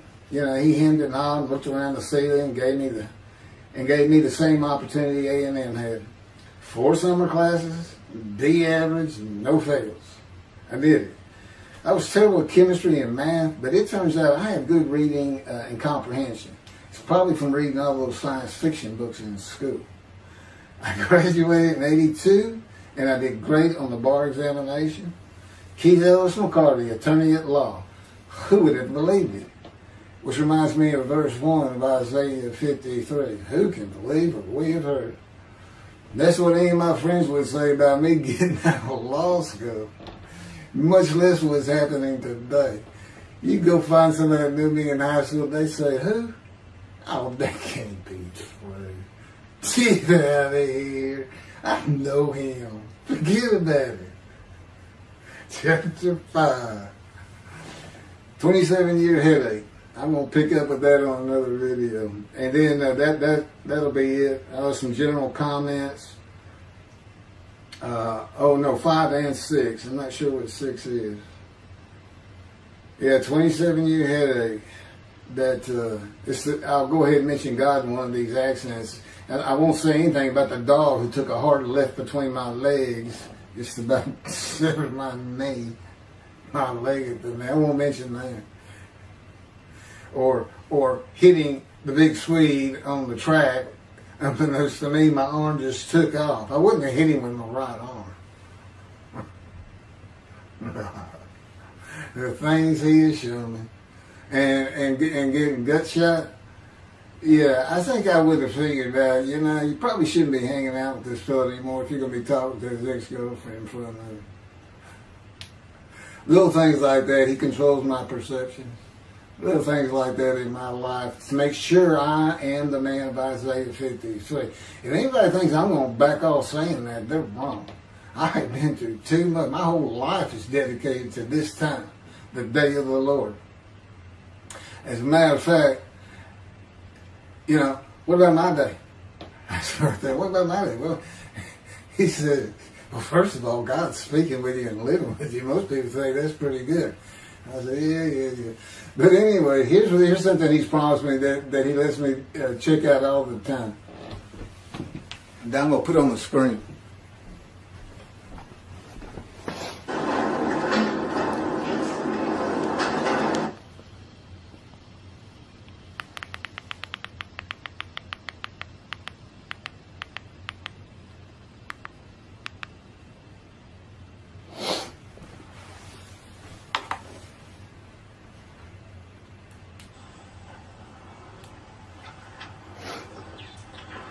The Radiant GP Cycles, Shorties, Slip-Ons, Code Startup.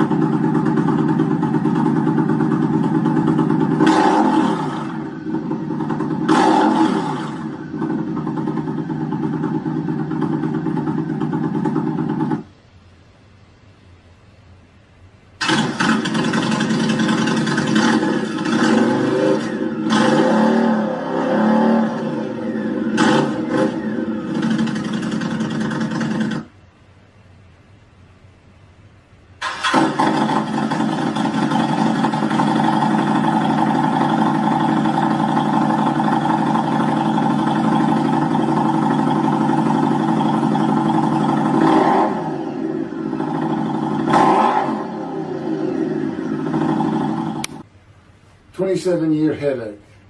Chapter 5 of the life of God's righteous servant of Isaiah 53. The same year I graduated from law school in 1982, my son Justin was born. In 1985, my daughter Brooke was born. And in 1988, my youngest child and daughter, Laura, was born. I was making good money, though I expected a lot more, in my first job with a law firm that specialized in collections. I also tried my first civil case, which, while working there, which was a nerve-wracking event, first trial. The first day I entered the courtroom, the judge asked me if I was a law clerk. I had a very youthful appearance, though I was 28 years old, not 20, common age for a law clerk. My youthful appearance in junior high school and high school with my long, wavy blonde hair, I usually kept in a ponytail, had way too many people tell me I looked like a girl. It is interesting though, at least to me, not one person in my entire life has ever said anything about my disfigured arm. I must have looked like a girl who would beat on you if you did it. When I got mad, there was no hiding it. You could see it in my face and hear it in my words. When I was 28, Brooke was born. I tried my first civil case, and the bane of my existence on earth began. A never-ending headache that I generally thought to be associated with post-traumatic stress disorder. I had terrible nightmares from my youth, but now I seem to have begun grinding my teeth, causing the temporal mandibular joint, TMJ, to ache terribly during the day, and the whole side of my head, the muscular, I don't know what you call it, but underneath the skin of the skull, was always real tight, a tightening of the muscles. It was difficult to even talk to people at some points. For 27 years I had that headache. I tried everything, even surgery on the TMJ, and another surgery where the doctor severed my upper jaw and then trisected it from my skull and spaced it to fit my lower jaw. All to no avail. I could not stop the nightmares and the grinding of my teeth. Mouth guards helped my teeth, but the pressure was still there. I literally feared going to sleep. I didn't want to wake up the next day sometimes because I knew how bad the pain would be there again. It completely ended my dream of being a trial lawyer. So I got an associate position in an oil and gas firm and began learning how to prepare title opinions for oil and gas companies on tracts of land they plan to drill on. Basically, a title opinion is you start from sovereignty, which is when the state granted the land to someone, usually great, large tracts of land. And from there, you get parceled out and cut up. And I'd be chasing one small tract within a very large one almost 200 years ago, in the early 1800s, and I would have to create genealogical charts of heirship, for people who died without a will, and I had to know who the family members were, and I got very good at it, and I really enjoyed it. I'd go to small towns throughout Texas and into their courthouses where they would keep all the records of every transaction, of every piece of land in the county. But anyway, there's an awful lot to it. I do go into it in some detail in the book, but I'm not going to for this video.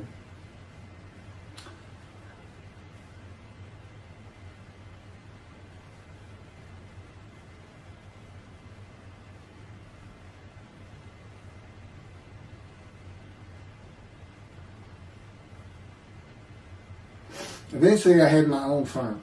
It's just me. At my own office, and I was doing very well, though billing hours for title work is generally lower than other areas of the law, by the hour. But I had also been involved in multi-million-dollar sales of production between oil and gas companies, probated wills, prepared affidavits of heirship, worked with landmen to fix title defects, appellate work, including arguments before justices, plea bargaining in criminal cases for defendants, and anything else that came my way. Then it all stopped, and once again I was fighting for my life in 2001.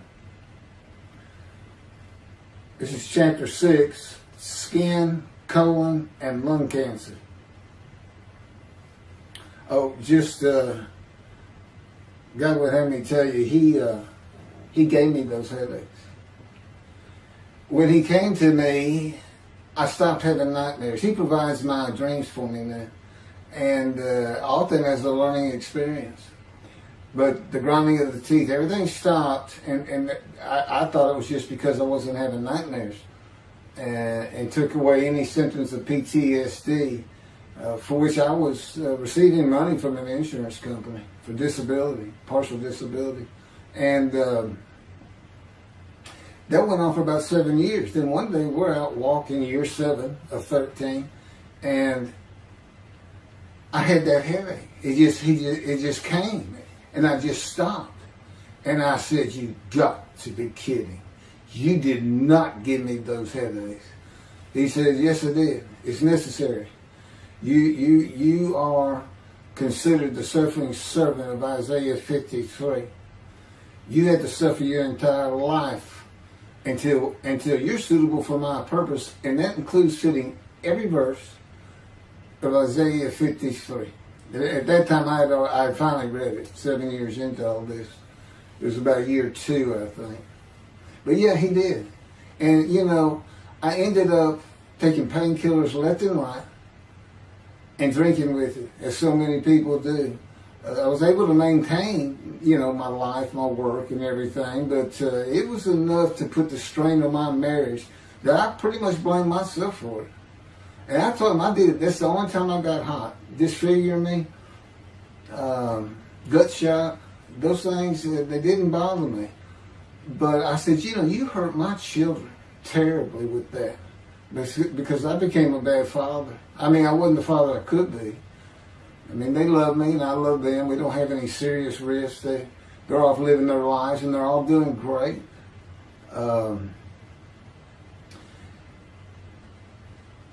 But if they consider themselves anything, they're Christians.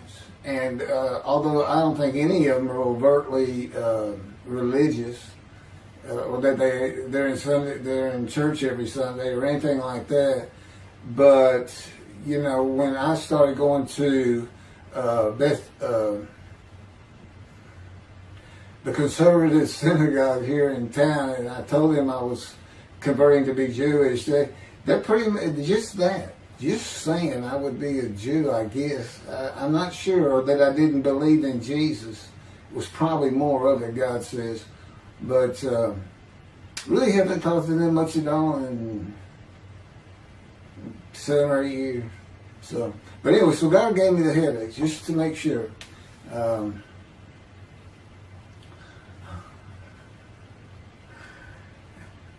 Anyway, I was married to Denise for 18 years, and we divorced in 1997 for irreconcilable differences. We agreed that she maintain custody of the children. The first to leave was Justin, and he came and lived with me. Then Brooke started getting in trouble, who is, as tough as she is beautiful. Her mom's very difficult to get along with. Justin was a lot like me at his age, and trouble followed him everywhere he went. Like me, he was hard to talk to, and like me, his getting out of high school was a coin flip. He's doing great. He learned the oil and gas landman business, and I helped him out as much as I could, and friends of mine helped him out even a lot more.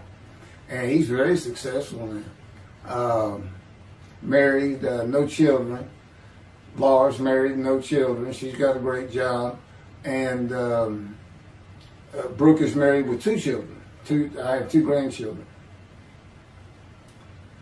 Long life, see his children. You'll see what I'm talking about, long life, when I get to the lung cancer that God chose to crush me with. Something had to be done, and to make matters worse, Denise had met a man and they were going to get married. But he didn't want Brooke. to be part of their new family, or Justin for that matter. He wasn't going to go stay with them anyway. Now, I had 2 of the children, and she had 1, but all still in her custody according to the divorce decree. So anyway, I stopped paying child support on those 2, but had not gotten around to the proper revision of the divorce decree when I took Justin and Brooke with me to live on the Big Island, Hawaii. Laura came with us to visit for a month. This oversight on my part resulted in Denise and now her 3rd husband filing papers in divorce court for past child support for all 3 children, for the time I had begun paying her 1/3 of the original amount. I represented myself. I had won contempt of court and was locked up for a day, but I never had to pay that money. By verbal agreement, I sent Laura back exactly 1 month later.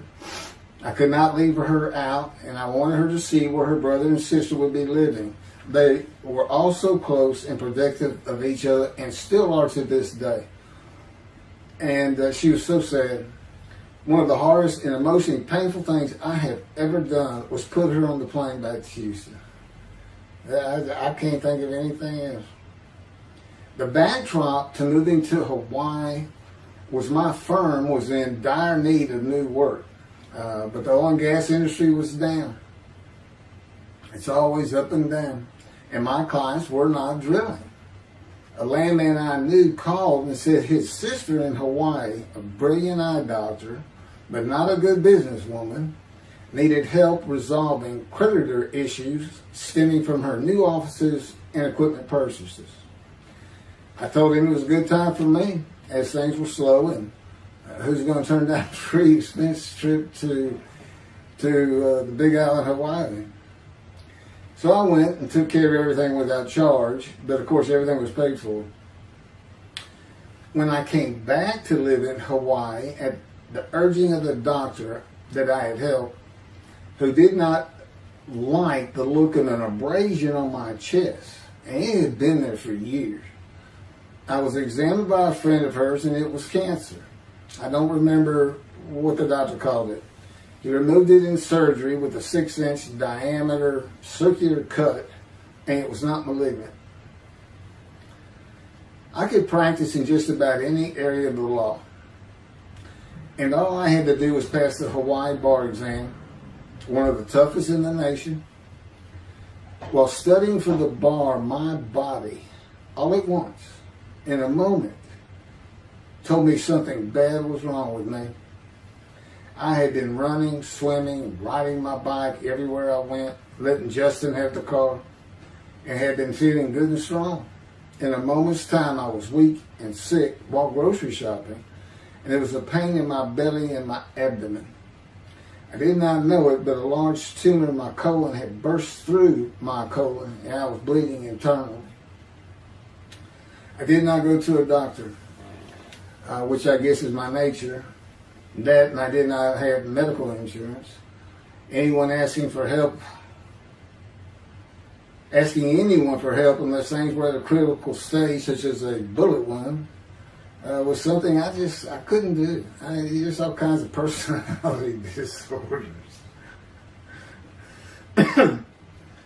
I thought surely it would pass, and decided to just give it time and bear up to the abdominal and belly pain.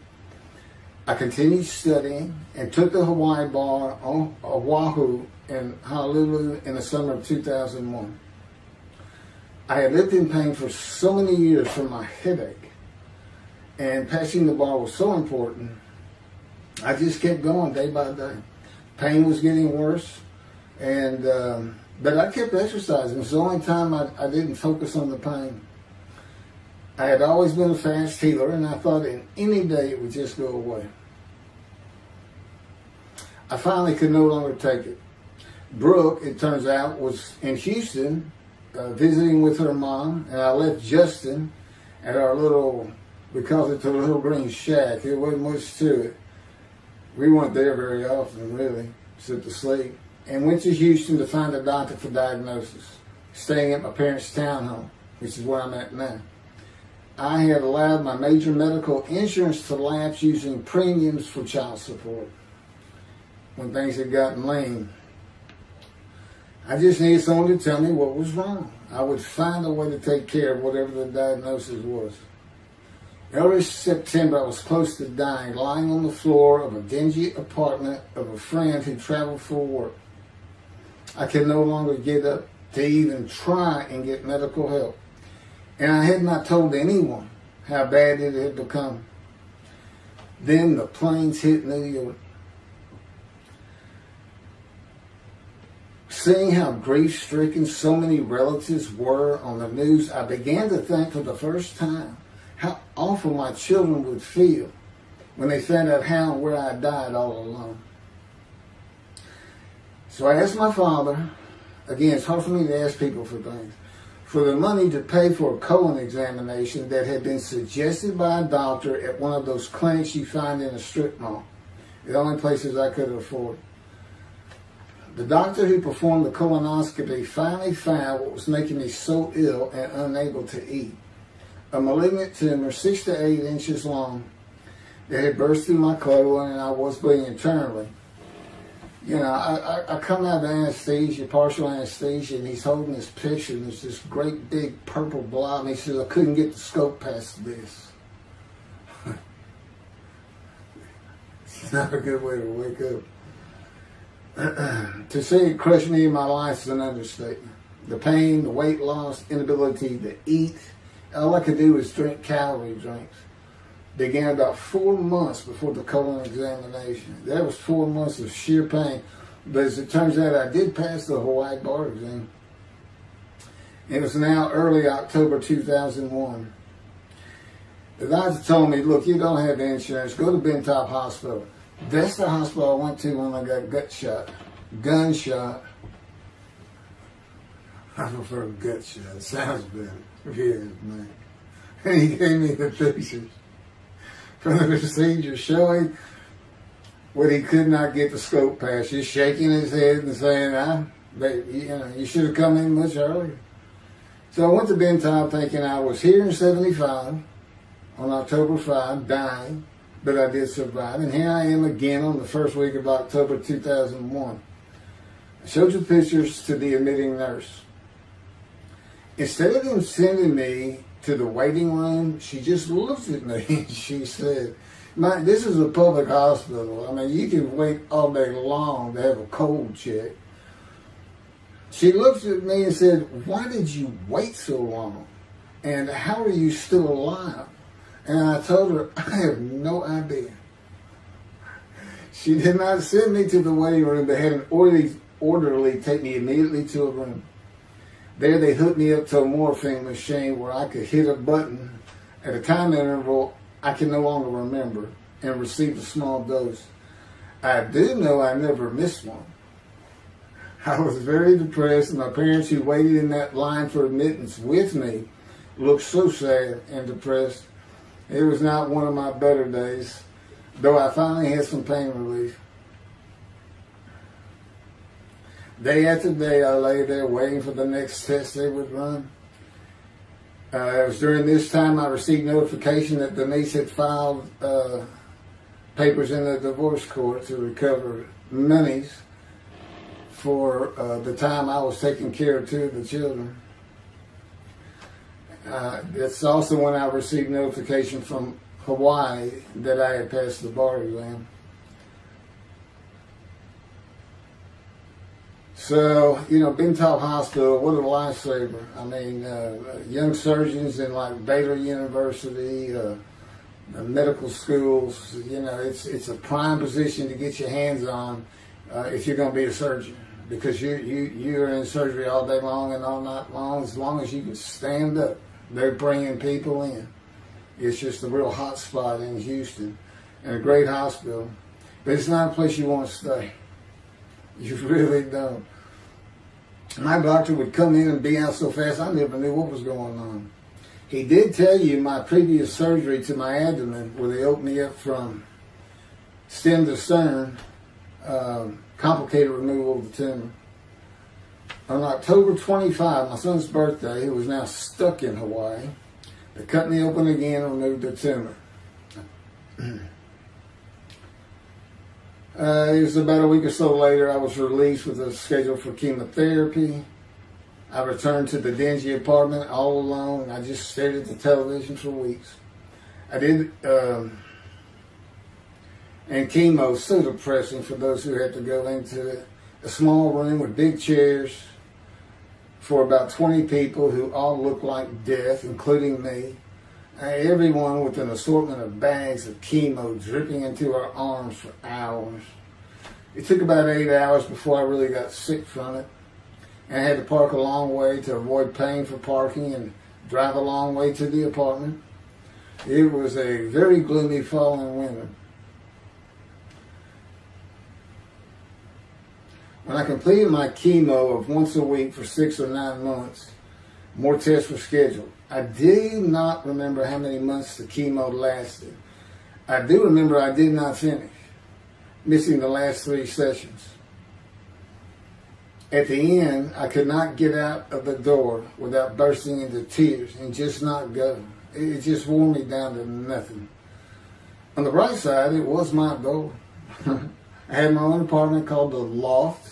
It was brand new and very nice on a bayou close to downtown Houston with a running trail alongside it and lots of woods near Memorial Park where I had been running a 3-mile circuit since high school. I returned to being told for follow-up tests, including x-rays of my chest, and the colon cancer had not returned then and to this day. The chest x-rays were another matter entirely. The doctor told me he had bad news and showed me the x-rays telling me the white spots I was seeing was cancer. They were everywhere. Lungs full of cancer, he said, at a stage I could not be treated with any success. My dad was with me, and I asked the doctor, well, what does that mean? And when he said you need to prepare for death, the look on my father's face was so sad and hurt at the same time I'll never forget. And we've been through some tough things in this house. Every house we've been in. It didn't affect me one bit. I did not feel anything. I was too beat down from the chemotherapy to care, I guess. God tells me I had a lot to do with that. And in fact, no matter what they said, I didn't think I was going to die.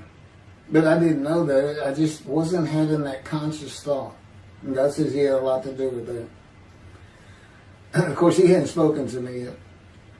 I have never seen a doctor for cancer or any other ailment since that day. I had to get Justin home was all I thought about. But I needed money. I found an old client that needed a title opinion for a drill site well. I struggled through that and got my boy back to Houston. And it was tough. I was so weak. And it had been so long since I really had done any title work. And just going to pick the work up and visiting with the client was a major to-do for me. But we got there and I got Justin home and he went to live with some childhood friends. This was now 2002 and going into 2003. I just walked all over the running trails in the 3-mile loop at Memorial Park and in the woods day after day. I didn't think about dying, but I did start. But I did not think about restarting my law practice either. I watched a lot of television and played video games. I watched the Tour de France for the first time and got inspiration from Lance Armstrong. I was still alive though, and the funny thing was my lungs never bothered me. I was never sick. It's because God had already removed it. After I got the news I was dying of lung cancer, he took them from me. That's what he tells me. And I don't have any symptoms. As you'll see right here, in 2005, I picked up some title work here and there and made an office out of my loft. I bought my first motorcycle, soft-tailed lowrider Harley Davidson. First time in many years I was happy. I loved riding that bike. In 2006, I did some landman work for standard day wages and began dieting and running.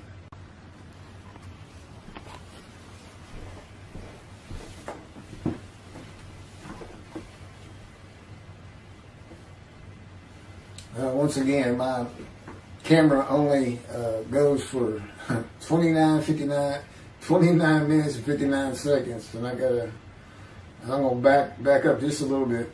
In 2006, I did some land work for standard day wages and began dieting and running. I had never been a swimmer in terms of training for it. I love the water and swimming, but I never trained with laps at different paces and various distances. Mostly because I was so slow, because of my right arm. I was reaching an age, though, where endurance in my running was more important than speed. And so endurance swimming was too. In Hawaii, I had seen the athletes come to Kailua Kona, where we lived and where the Ironman Triathlon begins and ends. Matter of fact, my little green shack was just right on the route where they start. That was a fun week. And it was amazing watching the athletes train and prepare for the race. I would think to myself, a human being, the human body cannot do what they are doing. Yet they were and they did. It's just amazing. I decided to learn how to swim more efficiently and how to train for distance and endurance. Get a regular and triathlon bike and enter some triathlons. I was still alive and finding a direction and purpose in my life. Training every day for long periods of time. It really helped with my headache and I slept better. In 2007, I signed up for the March 30, 2008 Lone Star Half Iron Triathlon in Galveston, Texas. And the October 5, 2008 Longhorn Ironman 70.3 in Austin, Texas. You cover 70.3 miles. And you got to do it under 8 hours. And I did real well in the first one. As far as my time, it's 7 hours and a little bit. But I barely made it without disqualification in the one in Austin. And it was primarily because of the hills. It's this very hilly area in central Texas, I guess. But I did make it, and swore I'd never do another one. But I did that after the first one too. It's tough. My insurance was still paying for my inability to work, primarily based on the headache and a diagnosis of PTSD. So I was not working, and I got real serious in training to swim the 1.2 miles in the ocean. And that would be in Galveston and in a lake in Austin. 56 miles on the bike and a half marathon, 13.1 mile run. That's what I was able to do with a diagnosis in 2001 of lung cancer that could not even be treated, stage 4. And that's just about impossible. It would take a miracle of God for that to happen, because generally you're going to die within 1 year. They say if you get lucky with good medical treatment, you might make 5 years. But 1 year is the standard, if you can make it that long. That's my proof that I offered myself to guilt for God. Because you can't, it's not something provable. All you can do is show the result of that offer. And again, guilt's an emotion. I got way too many videos and everything to get too detailed on it. But that is the proof. You know, I got the colon cancer 20 years ago when the planes hit New York. And it was 2000. Oh, that was 2001, right. Too many things go through my mind when I start thinking about those cancer years. But God, He removed it. He had something for me to do, but that's verse 10. God chose to crush him with disease. And as I've mentioned, the reason he chose that is to show that I was blemished, defective, could not possibly be an offer for sacrifice, because he knew what the Gentiles were going to do. They were going to put an unblemished lamb in there and call the Jewish people's Bible their own.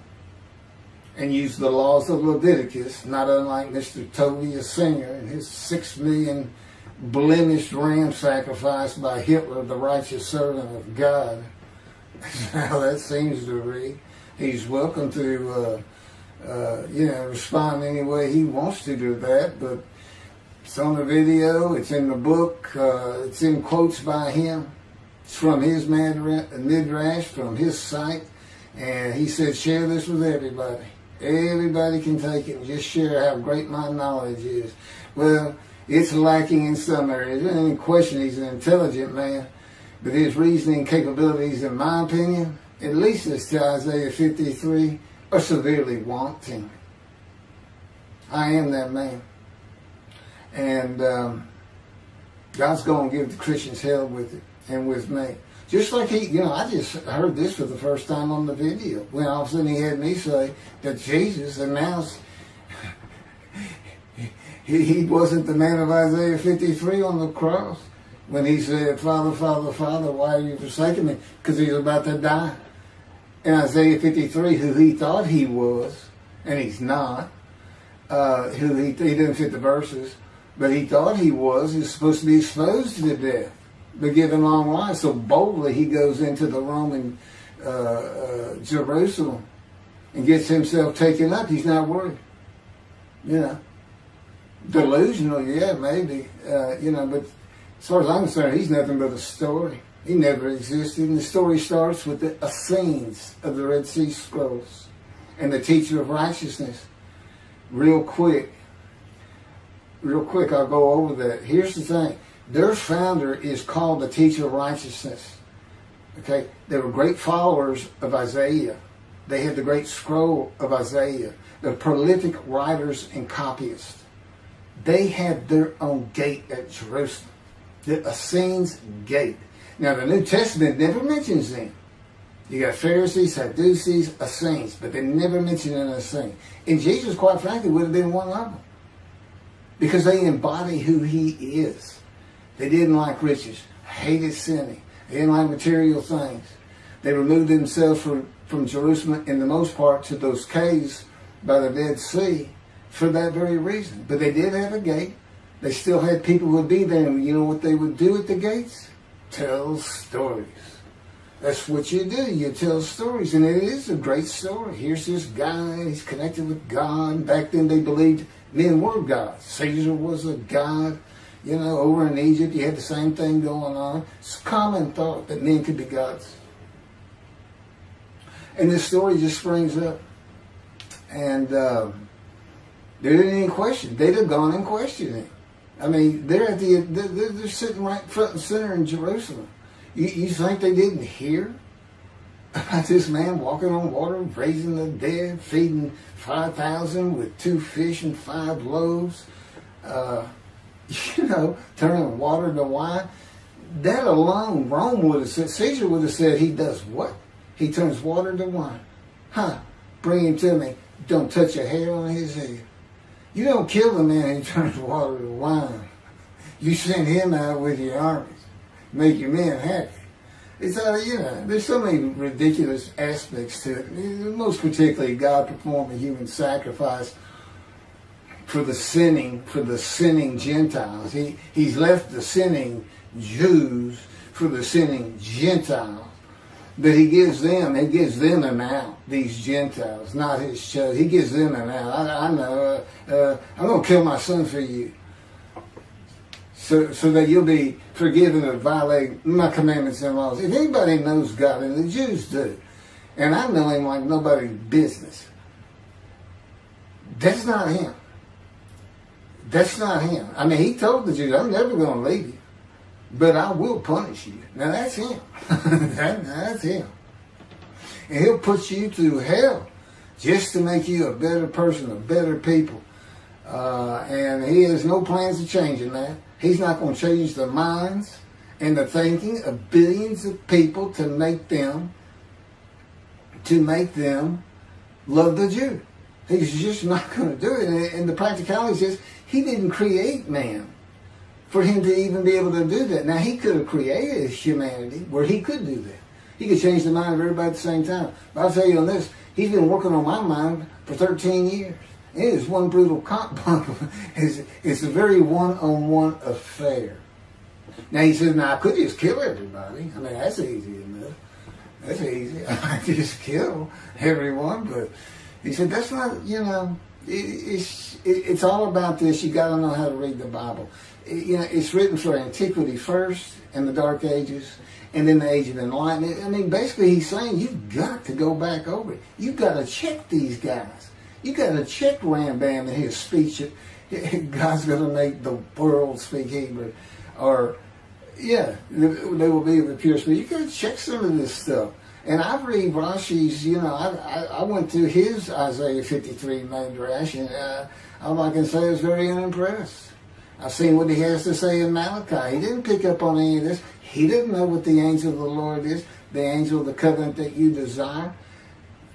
He doesn't know how Moses goes by a burning bush that's not consumed. The angel of the Lord is in there, and God speaks. I do. To me, it's just like, well, you just get some basic concepts, and all of a sudden, and quite frankly, it'll open up the scripture to the Jews. They can put the Talmud aside for a little while. But I will say this. God says, if you can study it, study it. There's all kinds of great things in it. Just be real careful about what you teach from it. And it's useful for heaven. If you like to talk about Talmud as a scholar with other Jews who may very well be in a scroll of remembrance with you, you can meet up with them. You'll see them in the meeting places, have them over to your room. Y'all can watch the new earth being created and the new peoples of God chosen, and watch the evolution of the chosen people. And humanity, the same as this one. God says, why would I change it? Why would I change it? When I did it, it was perfect. And you can tell Mr. Singer that the evolution that he's talking about, where all of a sudden the world's going to love the Jews, been going on for over 3,000 years, and it hadn't even. And today, anti-Semitism's up, and David is here. It's not going to happen. Thank you very much. I will be doing. Was that 5 and 6? Yeah, that was 5 and 6. Now the book picks up at chapter 7. It's on a video when God first speaks to me. And it's very interesting. And we'll still be putting some videos out. But I've pretty much covered all the major material. Everything from Isaiah 53 and the day of the word, Lord.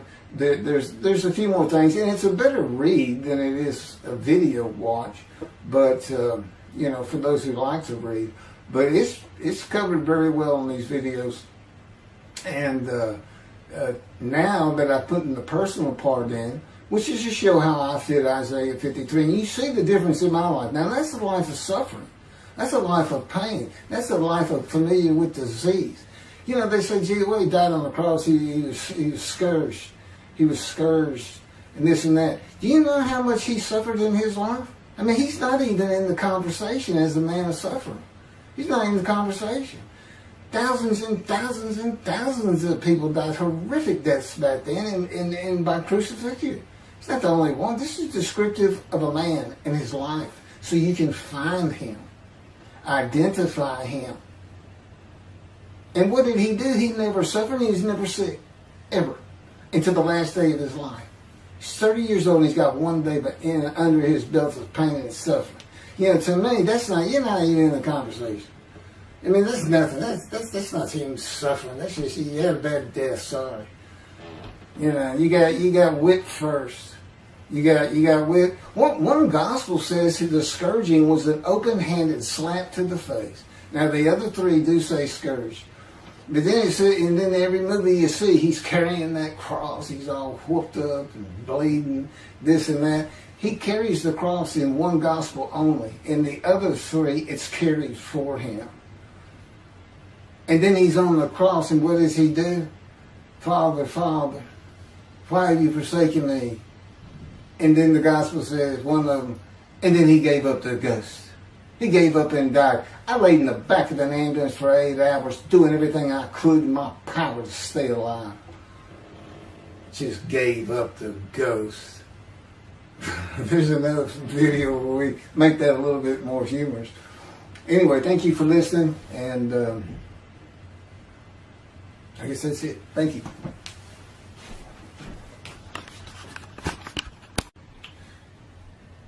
This is a video that leads into a brand new very distinct, not heard from before, commentary on Isaiah 53, which begins actually in Isaiah 52, is comprised of 7 videos I have put together in the last month or so. And I'm just putting them all together with a lead-in video explaining these things and why it's so new, novel, and has such a different view of the scripture from that which Judaism teaches regarding a messianic era when David comes, the descendant of David. They often refer to him as King Moshiach. Moshiach means the anointed one. And you'll get the idea from the title of this video real quick. God speaks to an atheist. And it began like this. The doctors who gave me 1 month to live from lung cancer in 2002 that developed from my colon cancer metastasizing would have been surprised that I was still alive, to say the least. I had stopped thinking about the lung cancer years before. The white spots in the x-rays that filled my lungs, like the stars in the night, did not inhibit my breathing or slow me down in any way. At this point in time, I'm training for my first triathlon. And I didn't start small. I did a half Ironman. It's 1.2 miles swim in an ocean, 55-mile bike ride, and half marathon, 13 miles. They call it the 90.3. One Saturday in the fall of 2007, I was cooking lunch in my small kitchen, post-divorce, and at the stove, when God said, from just a little behind me, as though somebody was speaking to me right here, and above my right shoulder, which is disfigured, wash your hands.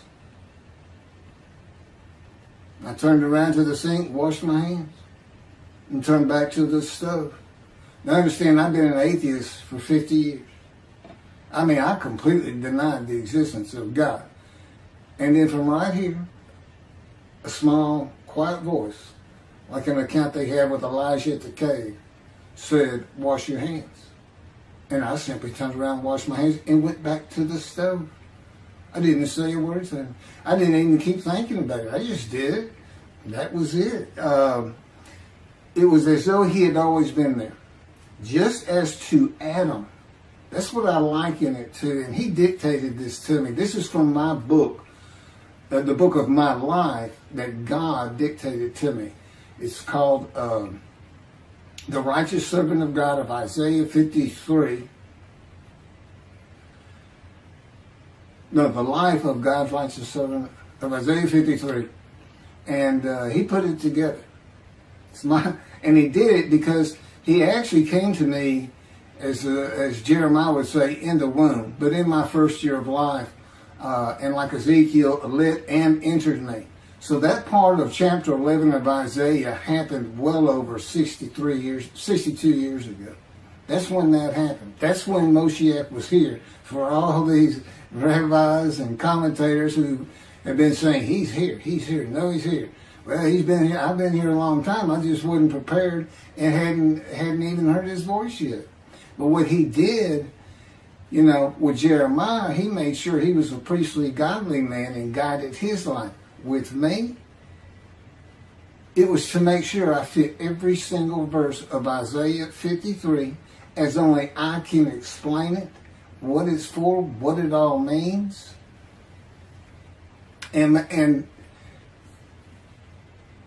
live a life of suffering familiar with disease. God chose to crush him with disease that he would offer himself for guilt and receive long life to see his children. That's my proof that it happened. They told me 20 years ago, we can't treat this lung cancer. It's too advanced. You're going to die. And you're going to die real soon. You need to prepare for it. And it did crush my life. I stopped working. I just kept waiting to die. And I didn't die now. I'm training for, at this point in 2007, I'm training for a triathlon. I finally said the heck with it all. And that's the proof. Crushed with disease, exposed to death, that's in verse 12, exposed to death, and here I am, 20 years later, still going. Hadn't seen a doctor since, never received any treatment, which is unheard of with lung cancer. And I had colon cancer before that, and I had skin cancer. I'm a man familiar with disease, that God chose to crush the disease, and these 7 videos put together as one. Obviously, I wouldn't ask or want, and I couldn't do it, to listen to them all at one time. But I know you can mark your spots and everything. But it was spread out in 7 different videos, and I thought, well, the next video I'll do, I'll have a preamble to it and explain. This is not fooling around. Once you learn my version, which comes from God, of when Moshiach comes, the day of the Lord, which is left out of the Messianic era. But if you ignore me, God says, as my role as Elijah, God says, when he does return to his temple suddenly, it's going to be with, and it's not there, it's going to be with utter destruction to the land. Okay, all this is explained, so I'm not going to keep going in detail and carry on with God first speaking to me, but it was as what Adam would have felt like. This is just natural. I mean, to him, you know, having somebody speaking to him from above him, from up here, from within him, it's perfectly natural. And he wouldn't be falling down in reverence and I'm not worthy and all that. It would just be, this is the person who's always talking to me and telling me what to do. The fact that he doesn't see him wouldn't probably enter into his mind. Just, you know, that's just the natural order of the world for Adam and me. Particularly today, 13 years later. Still in God's fire of refinement, preparing me. And now we have the books, they're unpublished. Jewish publisher, Christian publishers, I dare not even send it to them. Because how harsh I am on Jesus Christ, who said he was the man of Isaiah 53. And it's because of him I had to get crushed with cancer. That's what that's all about. God doesn't have to crush you to make you offer yourself for guilt. He just seized Ezekiel and put him through the fire of refinement, the anguish of it, and sent him off to be a prophet to the Assyrian, Babylonian exiles, of which he was one, actually. The book of Ezekiel is the key to Isaiah 53. That's my backup. See, God, these videos, everything, the way where he put angel of his presence and Holy Spirit, that Judaism doesn't recognize. A host of the Lord's host. It's in the book of Joshua, one time. He did it so they wouldn't find it.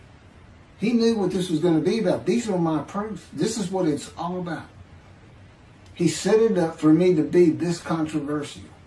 You just got to take the Messianic era of Judaism and toss it out the window. And you'll understand why when God has me explain it to you. He controls everything I do, think, and say. Finishing preparing lunch and ready to watch a Texas A&M football game, I headed to the living room and God said, "Get a napkin." I turned back to the kitchen and got a paper towel. Sitting on the couch from about the same place. Sitting on the couch with the television on and my plate in my lap, God said, "Get your TV tray." I got up, set my TV tray in front of me, and placed my plate on it, began eating and watching the game. That night, I was in bed reading a book. From the doorway, God said, "Tomorrow we're going to Bed Bath & Beyond, the store, to buy a shower curtain, sheets, pillowcases, and shop in general for things that you need." I said, "Okay." and continue reading my book. That's God spoke to an atheist. That's how it started. We call it the early years now when we talk about it. It was so different from the way things are and all the same in the same breath. And I have since learned this. It was by his power upon my emotions and thoughts that his presence with me was though he had always been there. In other words, when you read in the Hebrew Bible, God calls somebody's name like little Samuel, and he says, here I am. Here I am. Now there's some accounts of people falling to the ground, but he can put a silent knowing to you. He can put knowledge within you, your mind, where you never hear a word from him. In other words, put into your mind, the God of all creation is about to speak to you. And he doesn't have to say, stay calm. He controls emotions. He told me, Keith, I created emotion. And there's nothing I can't do with yours. And believe me, it's been proven to me. I'm not going to get into all that. And then this story goes on. It turns out he had been like Jeremiah from the womb when he passed by that. I've never been affiliated with any church or synagogue. I've never had any teaching from yeshiva or seminary. Throughout my life, I did not. Let's put it this way. I was the actual opposite of Jesus Christ. Actual opposite. I'm a sinner. You know, I mean, he took me back. He said, look, you know, because I said, well, I wasn't that bad of a sinner, was I? He says, really? So here we go off in vision like the story of Scrooge and the Ghost of Christmas Past. I start getting smart with him. This is us talking friend to friend. I can talk to him like he's just a buddy sometimes. There is a line I know not to cross. I said, why would you call that a sin? Why is that a sin? He said, Keith, it's a sin. You lied. I said, yeah, but if I didn't lie, I was going to jail. He said, well, that don't make it good. I said, well, which comes first? Going to saving yourself? Or lying? And so what? I didn't believe in you anyway. I wasn't worried about going to hell either. It's just, I didn't think about those things. He tells me, man, I didn't let you. That's why I was with you from the get-go. He wanted me to be fresh. No preordained, settled in thoughts and beliefs on anything. And of course, I grew up in Texas for the most part, so it would have been Christianity. I didn't associate with anybody who was religious. I didn't even know what the term Jesus freak meant. I didn't even know that Jesus died for my sins, supposedly, under their theology. And I didn't know that there was a problem between Judaism and Christianity. Jews and Christians. I didn't know that. I had plenty of Jewish friends. You know, I was in the late 60s, 70s, my formative, going into my teen years, and, you know, he treated everybody as an equal. I never thought about it. Including African Americans, who in my day, we just said blacks. I guess that doesn't go anymore. But had great friends of all kinds. My best friend, I didn't even know he was Jewish until I saw him on Facebook 40 years later. But anyway, let me jump ahead. Okay, this is how God communicates with mankind. This is what the prophets are all about. It's not just Ezekiel, a spirit lit and entered into me. At that moment, God was speaking. And then he says, at that moment, a spirit entered into me, and then I could hear God's words. So he's saying, and that means God is in his spirits. And it's just imagine the presence of God is his mind, and it is composed of elements of the unseen realm that we can't understand. And spirit he created, and the angel of the Spirit, the Holy Spirit, he created. But that's completely different elements. His presence is different from God's presence. But they're like big clouds. And they can float together and be as one cloud. Okay, that cloud is what descends upon you. They are within me and without me. If you, this audience, was in a room with me, they would envelop you all around you. You'd be in the presence of God. The difference with me in that room is that that cloud engulfs me, flows through me. It's within and without me, as though there's no break because of my physical structure. My little spirit is a little cloud that also drifted in. That's what it is. And it happened with all the prophets. If they spoke God's words, he was talking to them. He was telling them, write this down. Write this down. All these 20 books or so, the books of the prophets. Ezekiel, write this down. You got to set this up. Jeremiah, write this down. See, a time is coming. Well, that's the time in Malachi. It all comes together, and you'll find it in all these videos. So, and it doesn't just include Moses and the prophets. The man who wrestled with Jacob. Jacob says he wrestled with a man in divine beings.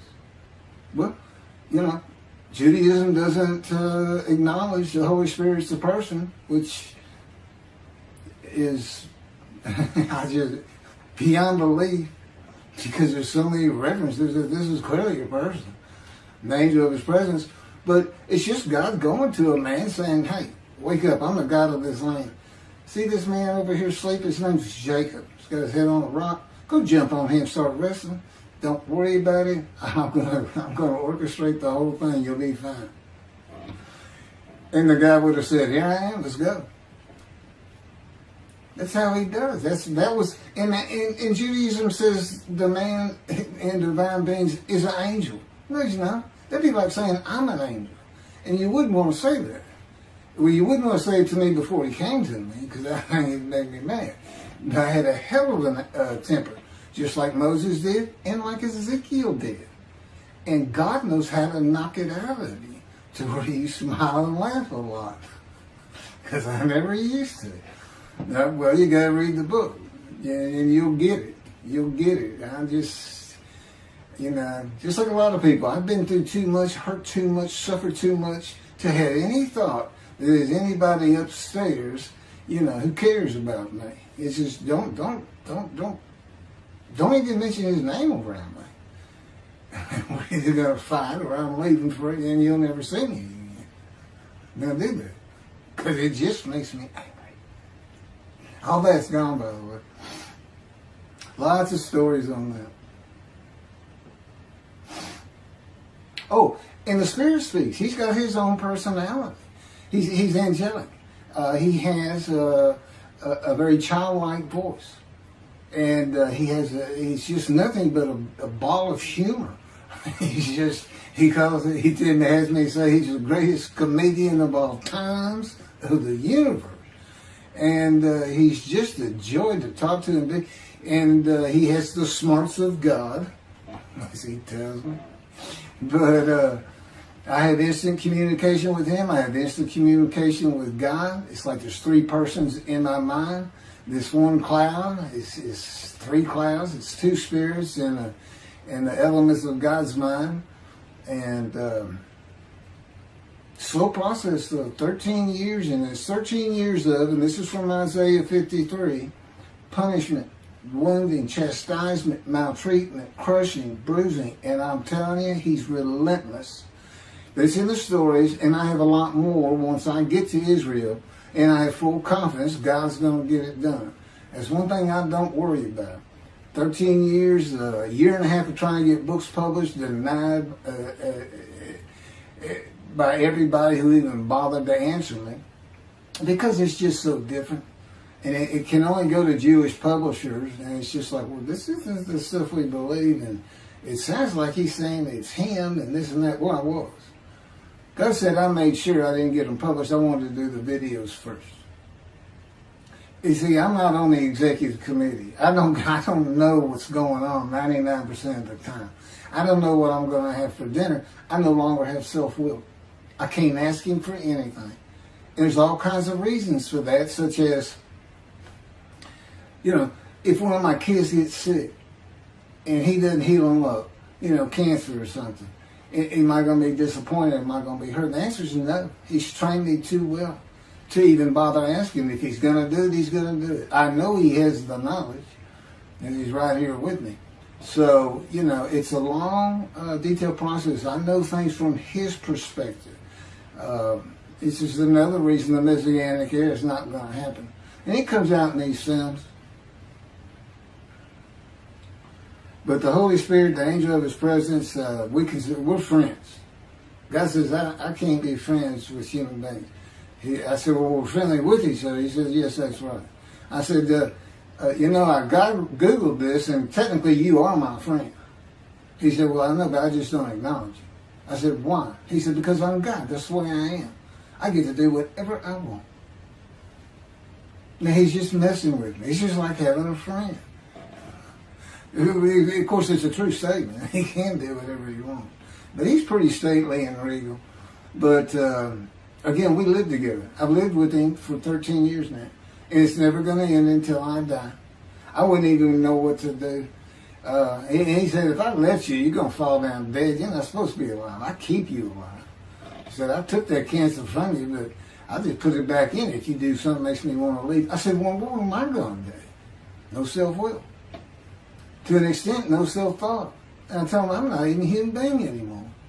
He said, well, what are you? I said, I don't know. I'm man and divine beings, but I'm not a human. I don't have self-will. That's what distinguishes a human being from an animal.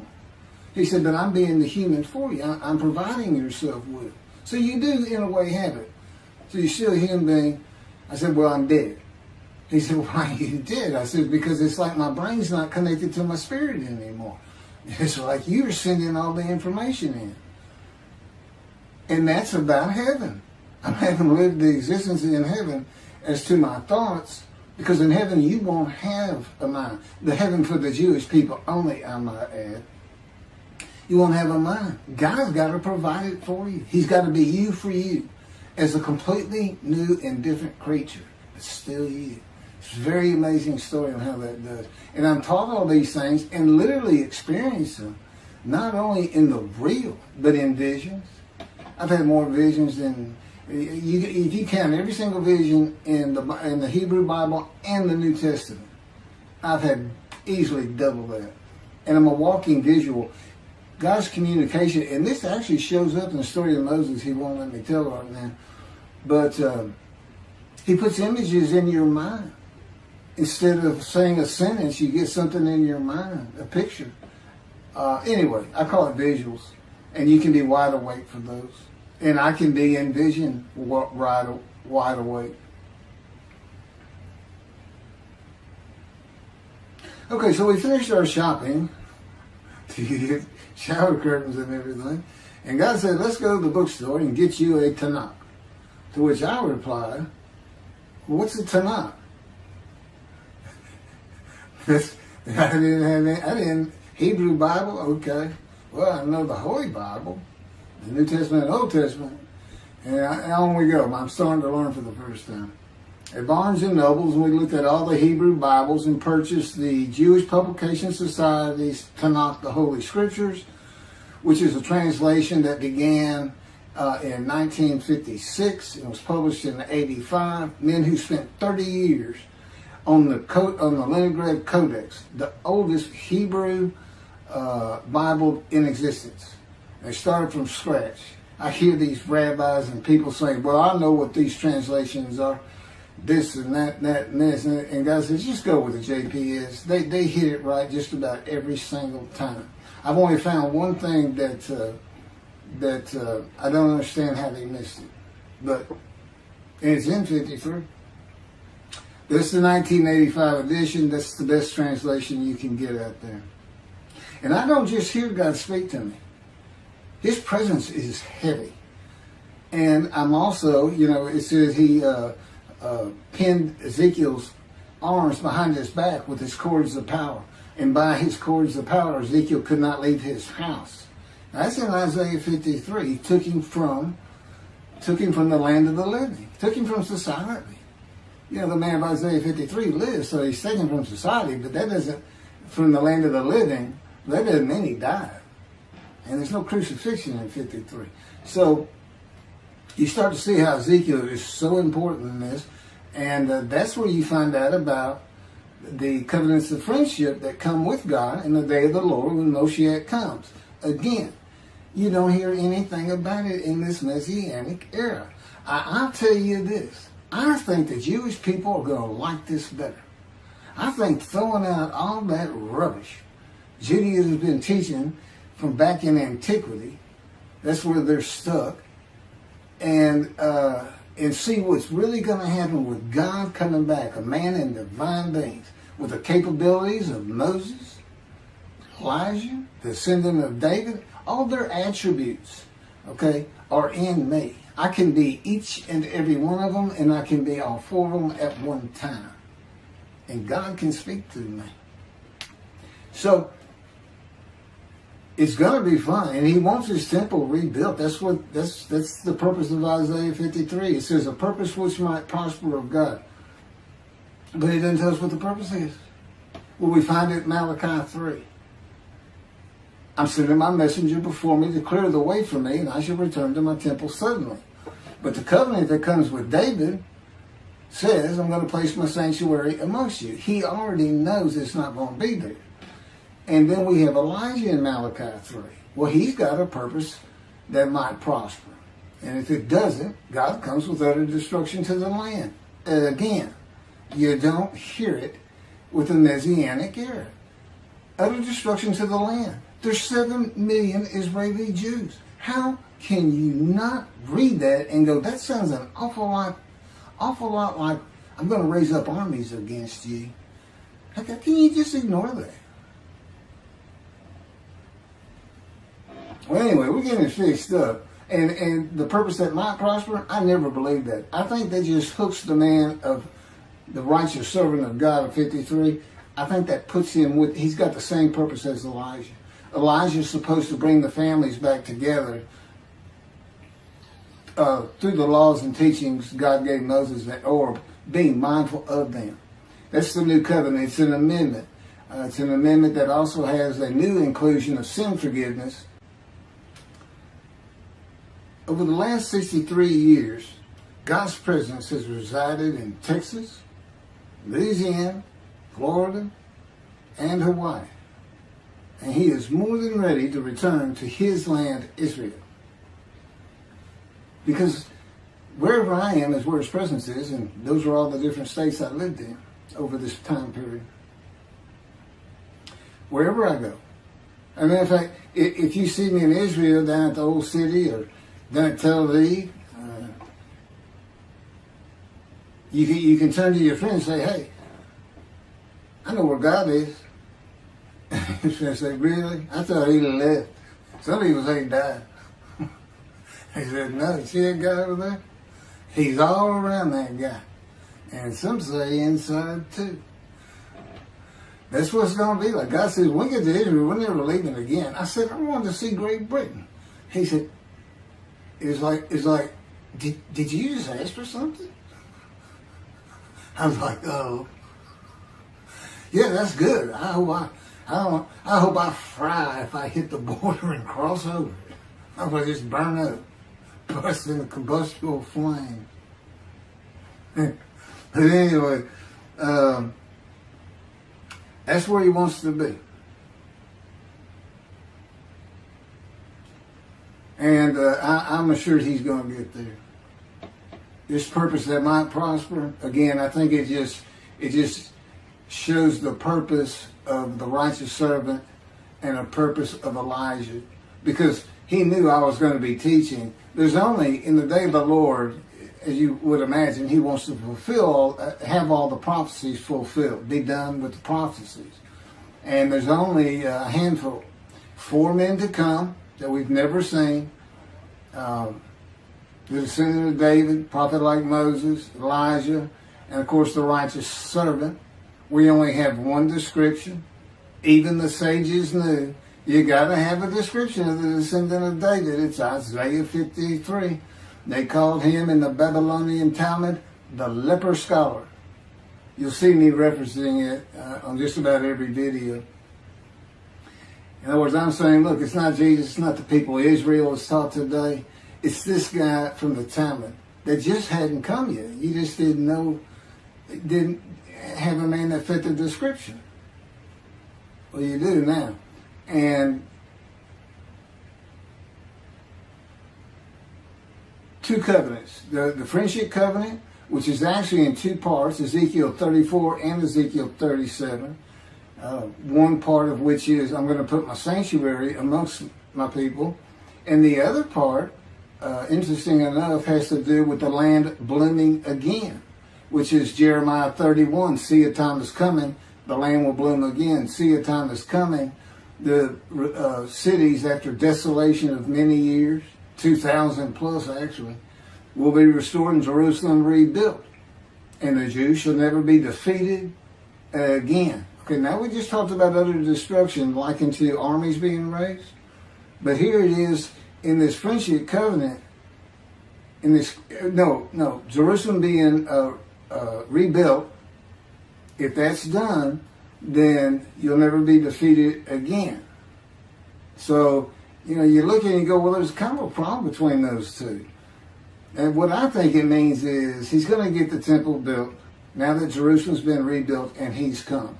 That this might prosper because, it kind of gets you. So what is the purpose of God might prosper? Who thought you could do everything? And he said, well, in a large part, my people got to listen to you. They got, especially the rabbis, they never listen to my prophets. They're all full of themselves. Think they know everything. Boy, he starts getting angry. And see, that's not good for me. Because all of a sudden he wants to make me better, which means suffering. You got to keep him away from those moves. I'll tell the spirit, say something funny. You're the funny guy around here. We talk friend to friend too. Well, anyway, I'm going to let you. There's a lot more, but this story is in my book. Hopefully, after spending time and understanding who I am, that this is here. It's happening. I don't care what the rabbis think or say. Look, I'm a prophet of God. I'm a man in divine beings. If I say something contrary to what they think and say and believe, they're wrong automatically. It's a given because God is the one telling me all these things. It's His book. They're wrong automatically. And He is livid that I'm having this problem with Isaiah 53 being the people Israel. Well, it's in the videos, but you ought to see the arguments they really put back before that for Isaiah 53:10 and other verses. Rabbi Tovia Singer, Outreach Judaism, he went Christian. The Christians went to the laws of Leviticus, animal sacrificial laws, and said Jesus is the unblemished lamb. That's why, and they're using, Leviticus where you could offer a lamb and for unintentional sins, but nevertheless, they turned it into he was a human sacrifice, which he says himself. He says God no longer wants bulls and goats for sin. He prepares my body for sacrifice. It's human sacrifice, and God made the sacrifice to Gentiles so they didn't have to obey His commandments and laws. From an atheist who comes in with no religious background, I read that and I look up face to face with God wherever He is that moment, and I say, you got to be kidding me. People believe this? This. He said about 2 billion right now.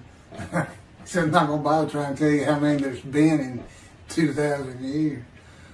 God made a human sacrifice to me so I can go to heaven and I can go kill somebody if I want to.